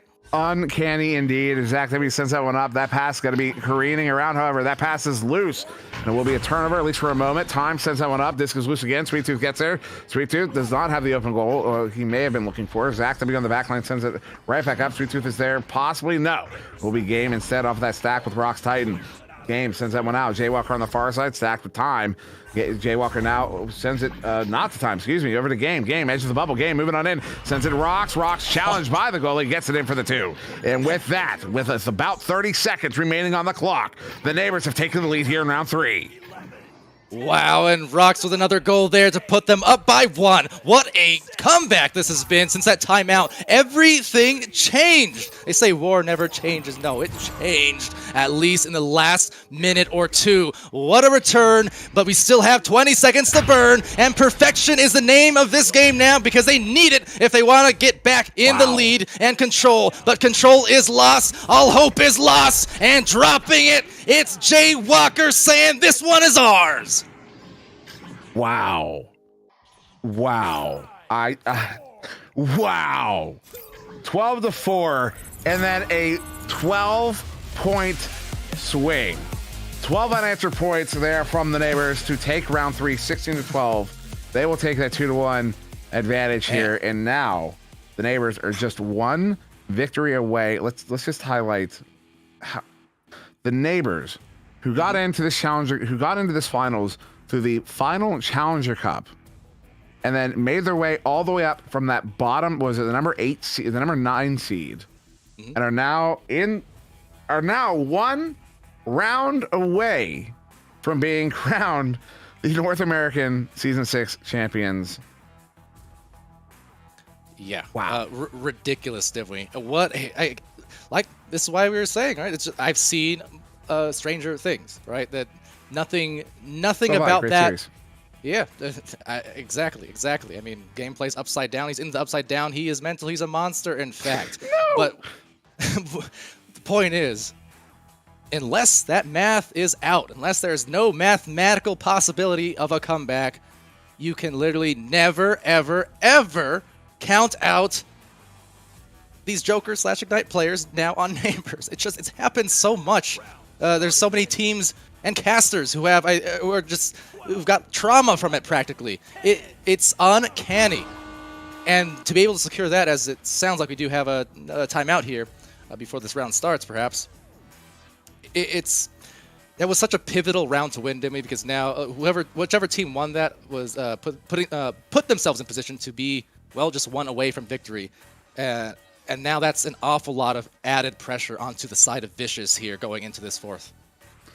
And I just point out, this is so anyone curious, so teams do have access to 2 timeouts in the best of 5 series. However, this is not a proper timeout. This is actually an intermission extension, which is perfectly legal within the rules of the game. Of course, intermissions can be extended to 5 minutes, basically each intermission during the game. Now, in the best of 5 series, that does mean quite a lot of extended time, but that is still the current rule set, so that is the rules that the teams are playing by. So this is not a proper timeout, as it were. This is an intermission extension that has already ended. So it sounds like we will get started here literally any moment, Palador. Well, 7 seconds away, in fact, so here we go. And now as we find ourselves in a 10-minute period where literally every single one of these seconds are clutch, experience, I've said it over and over. They've been there. They've done that. Will they do it again? Rocks Titan and the finish from Time. They are absolutely rolling here, looking like a well-oiled machine. Indeed, they are. That is so. Of the now 8 rounds that these two teams have been playing in this grand final series, the Neighbors have 6 of 8 first points. That is quite impressive. Getting the first point here in this 4th round of the bracket reset. Zach to be to Palace. Palace is sending that one in. Cannot get it by that back line. Jay Walker will get that one recovered. There, stacked up with Time. Although it will be Zach to be with a good recovery in his own end. Vicious sending it back into the Neighbors zone here. Time sending it to mid game, juking around game over to Rocks Titan. Rocks had a line at the goal. Did not have enough time to take the shot. Rocks will look at, oh my goodness, that's off of Palace's head. Palace doing some dirty work there in the middle of the arena, and is able to turn this one around here for Vicious. Ooh, but threw it directly into the midst of the impending stack, already reading it before Palace threw. Just again, that tenacity we've seen from these players across the seasons, showing it there, that awareness, as now it's very well aware. They've got the defense kind of at the mercy, just trying to drag them out and now really play out these 8 minutes of clutch time. And clutching it up indeed, right through the midst, and 4 points going to Neighbors to start things off, Dimwee. Yeah, that was Time. It took that shot there. Sweet Tooth got a touch on it on the way in. That was not a technical goal, proper goal. Sweet Tooth just got a touch on the way in. It was Time getting that 2 in there for the Neighbors. 4-point lead now to the Neighbors. Just under 2 minutes off of the clock. And Sweet Tooth there, far side. Sweet Tooth sends it, hits it. Beautiful 3 points there from Sweet Tooth to put Vicious on the board, bring him back within 1. That is that is such a difficult shot to make. Never mind on its own. Look at that. Look at that. My goodness, threading the needle like a surgeon. But difficult on its own. So much more difficult in the 4th round of Grand Finals. Wow. Like a surgeon. Anyways, Rocks Titan. Speaking of weird, Rocks Titan sends this one across. Wait, speaking of, that's that movie. That's what I mean. Weird Al. Anyways, Zach W. Oh my goodness, is that going to be on? No, off of the nest there. What a bounce! They're there. They're going to send it. They're going to hit it. Vicious have taken a 2-point lead here in round 4, 6-4. Uh-oh. And let me tell you what, if there's a way to get back into your groove and as well as just damage the other team's groove they got going on, it's to make back-to-back threes. How often do you see it? It's not just about the extra couple of points you get from those, it's also the mental toll. It really hurts to see a 3, much more so usually than just a 2-point goal. Those threes just give you that sinking feeling of, and that is going to be huge to start things off now for Vicious as they're on the defense. Now there's Jay Walker sending it across. Rockside able to get that one recovered. Sends it back across. That is Time there. Game all the way on the back line. As Time wasting some time right now. His game here on the near side of the frame block. And Time is able to just hold on. Oh no, that pass is going to be off the mark though. We'll see who's able to get this one recovered. It will be Game there first. Defensive stack tries to get there. Jay Walker looking to take advantage of Vicious in transition. Instead, it will be Palace disrupting that opportunity. Sends it out into the hands of Matthew. Matthew does not have an open goal. Back near the goal is Rocks Titan for the Neighbors. As Matthew will reset that one to Palace here on the back line for Vicious. Palace up to Zach. Zach looking for Sweet Tooth a little bit low. Matthew tries to recover, does recover. We'll get it back across in the hands of Palace. Palace once again look for a cut in. Zach W. One more pass behind the goal, not able to connect on it. Jay Walker, good recovery, sends it.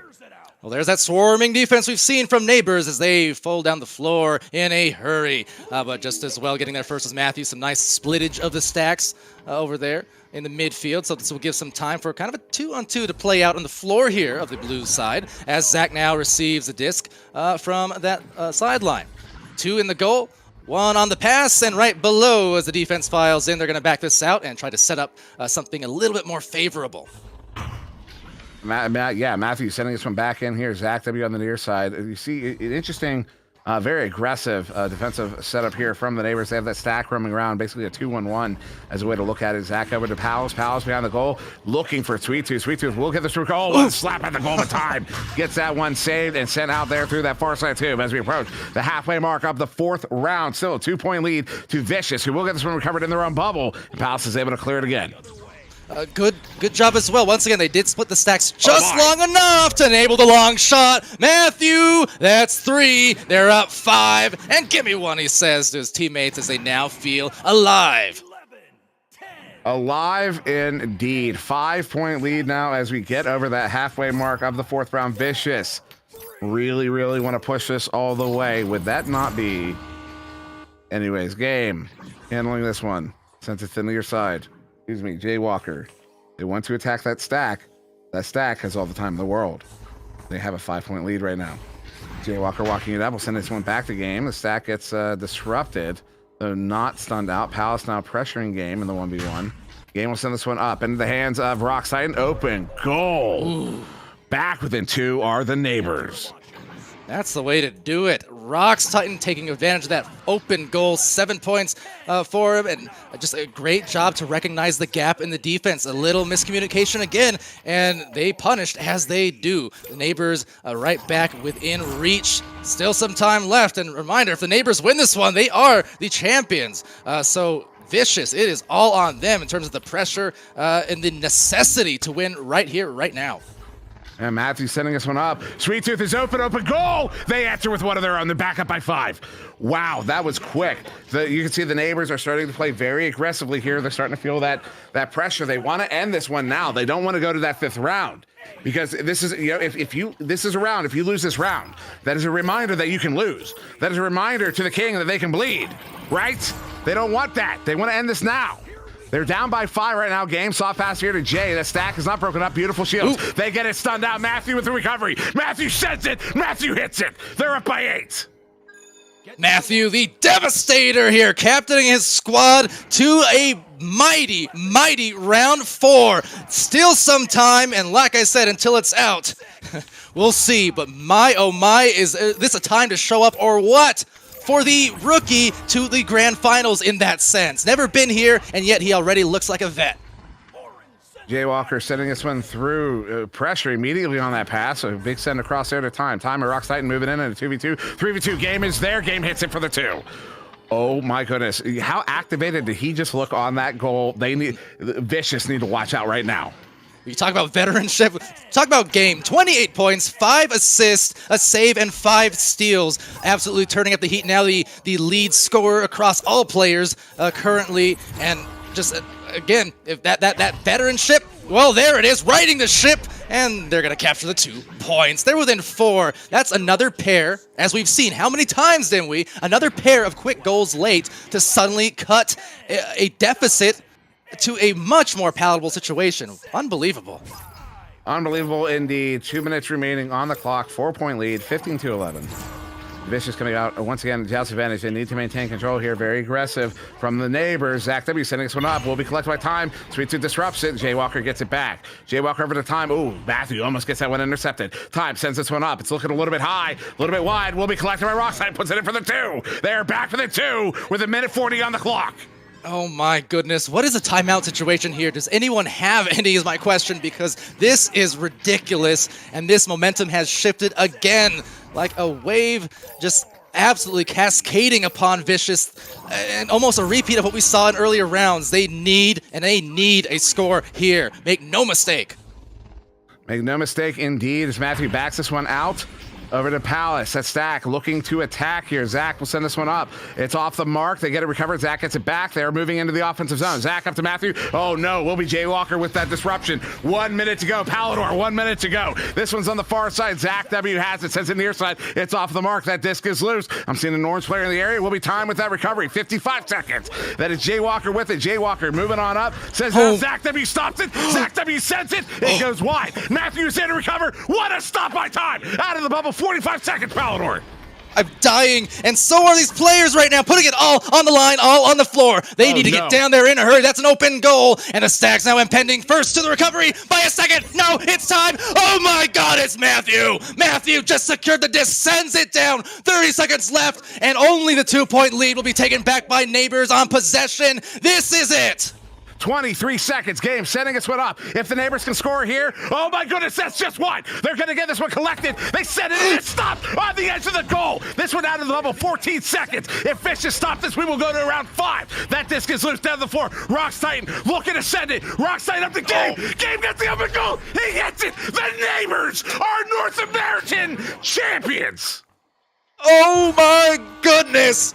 Champions again! Time for the first! And wow, what a finish! Heartbreaker for one, but top of the mountain for the other. The neighbors, oh, they've done it again. My heart. Oh. I don't know if you can see this. I can't believe they did that. How many times? How many times did they do that? I'm literally like tremors right now. I'm shaking. I'm sorry. Oh, I'm sorry. Hold on. Oh my goodness. Who out there is prepared to tell me that Game is not the best player in the world? Oh, wow. Who is still? Sorry, I'm not going to start. Unbelievable. Unbelievable victory there for the neighbors. They get the bracket reset. How many times? Oh my goodness.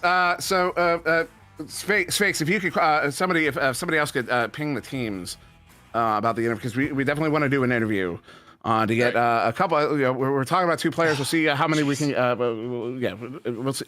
Yeah. Wow. Look, the thing on my end, so on my spectator end, my camera was way back at the goal, and for a solid, it was probably not as time kind of slowed down, but it seemed like for an eternity that goal was open. Remember I talked about that intuition, that feeling in the pit of your stomach when you're a player, when you're a viewer, when you've watched these particular players on Neighbors do what they've done for so many seasons in a row. You get that impending doom feeling, and I was sitting there for an eternity looking at that open goal and thinking, wait for it. Oh, there it is. Oh my God. And then just like, uncanny. Yeah. Uncanny, and that is greatness in a nutshell. That is experience in a nutshell. Yeah. Congratulations. Just wow. Whew. And looks like the stats maybe no, they did not. Game 31 points over those four rounds there. The high in the match, high assist goes to Jaywalker with 6, I do believe it looks like. Saves 5 to Jaywalker, got the most saves in the game. That not surprised that it was Jay, so to speak, per se, but surprised that it was Jay among all these players. Sweet Tooth had a phenomenal performance in goal this evening. Got 4 amazing saves at the minimum, and then this is who's a brawler? Who's the brawler? I'm not seeing it. Stun high 51, 54. Who's our brawler? 54. Rocks Titan. Yeah, brawler Rocks, of the game. 11 points, 2 assists, the 54 stuns, as well as Jay also has 51. I mean, the pair of them combining for that century mark. Absurd indeed. Have we gotten a response on that production? We may or may not have an interview here soon. I'm sure the hype definitely in the chat of Neighbors now, but just incredible. Now, I mean, again, and it's one of those situations. I said it for the EU finals as well, right? Where very similar situations, and where you have this team. Granted, of course, Zach and Palace, the longtime duo there, but. Again, Matthew coming in here at that grand finals for the first time. Sweet Tooth, while a master player for a very long time, I believe first time in a grand finals situation here as well. And then you look at the folks who had been there at the time where all the nerve, like every possible nerve and emotion is just bubbling up inside of you. If you've been there multiple times, it's theoretically, a little bit easier to execute, because you said, okay, we've been through worse. We've been through that kind of war before, and that's where we just see that uncanny nature of champions once again, some way, somehow becoming champions again, however unlikely it looked even moments ago. Indeed. Sorry, I was trying to explain something to Rock Titan there because I did not communicate something. That was my fault. Yeah. Unfortunately, Powder, I'm not going to take your point. Because I was off in space. Just things. Just things. things and stuff. Experience levels. The experience basically making the unlikely likely in the case of Neighbors there. For anybody curious, what we're doing right now, we are trying to get there. It is. It looks like we got one. Might get two or a couple, but yeah, we're gonna do interviews here with the neighbors, at least a couple of the players from the neighbors. So make sure you stay tuned for that. Also, just a reminder, of course, we did announce the LAN in June. More information about that can be found on the Discord server in the announcement section, I do believe. And of course, there's something else. Oh, Ultimax. Sign up for Ultimax. But yeah, what an amazing game. We're trying to get those players in for this interview currently. Might take a moment. Go ahead, Bowder. And just shout out real quick too. I see Palace in the chat there, stopping in the Twitch end, saying that had to be the best Echo Arena game I've ever played in my life. And that was, I mean, we felt it, we saw it. I mean, we were on the edge of our seats. That was incredible finals for sure. And just, you know, no, it's again one of those cases where it's not the results you wanted, but I mean, no one could possibly make an argument that you guys did not deserve to be in the position that you were. You know, there are 99.9% other of users in this player base, in this competitive base, who did not make it there. And that's not by mistake. So what a tremendous show that they just put on across those, 9 rounds? I mean, yeah, 9 rounds. That 8 was, rounds, yeah. Just, it was a marvel for sure. It really was, and the fact that 8 rounds is a lot of Echo Arena. Anybody who scrims regularly knows that when you're playing 3 full sets, that gets by the end of it you're pretty tired. And so that's they did that, but in a grand finals situation. So yeah, what a phenomenal performance there from the neighbors. It looks like we're still trying to get those players in. I see. Go ahead. I see them there filing on the. There you go. There we go. Okay, so we'll pull them in right now for an interview, shall we? I do believe. Okay. There we go. Yeah, they're moving on in now. So hello, gentlemen. Jaywalker. We have currently Jaywalker game. Actually, is it the whole day? Jaywalker game and Rocks Titan. Jaywalker, you are live currently, gentlemen. So first off, congratulations in really an impressive, incredible victory. And the number of times we saw y'all down by a handful of goals, and then come back in the final minute was really something to behold. Can you speak on that a little bit? Because a few times there it looked like the Vicious had a solid hold on a round, and then here come the neighbors knocking on doors. Yeah, well, I mean, we had the plan drawn up from the beginning, and all it took was one goal of them scoring, and we would figure out what was really going wrong on our side. And at the end of the round, we just had enough time to make those changes and get those picks. Especially Game got so many interceptions there, so many clutch points at the end. We knew that based on how we played against them yesterday, that we were gonna have to change up and react to what they were doing on the fly. So we were gonna have to figure out new strategies pretty much as we're playing the game.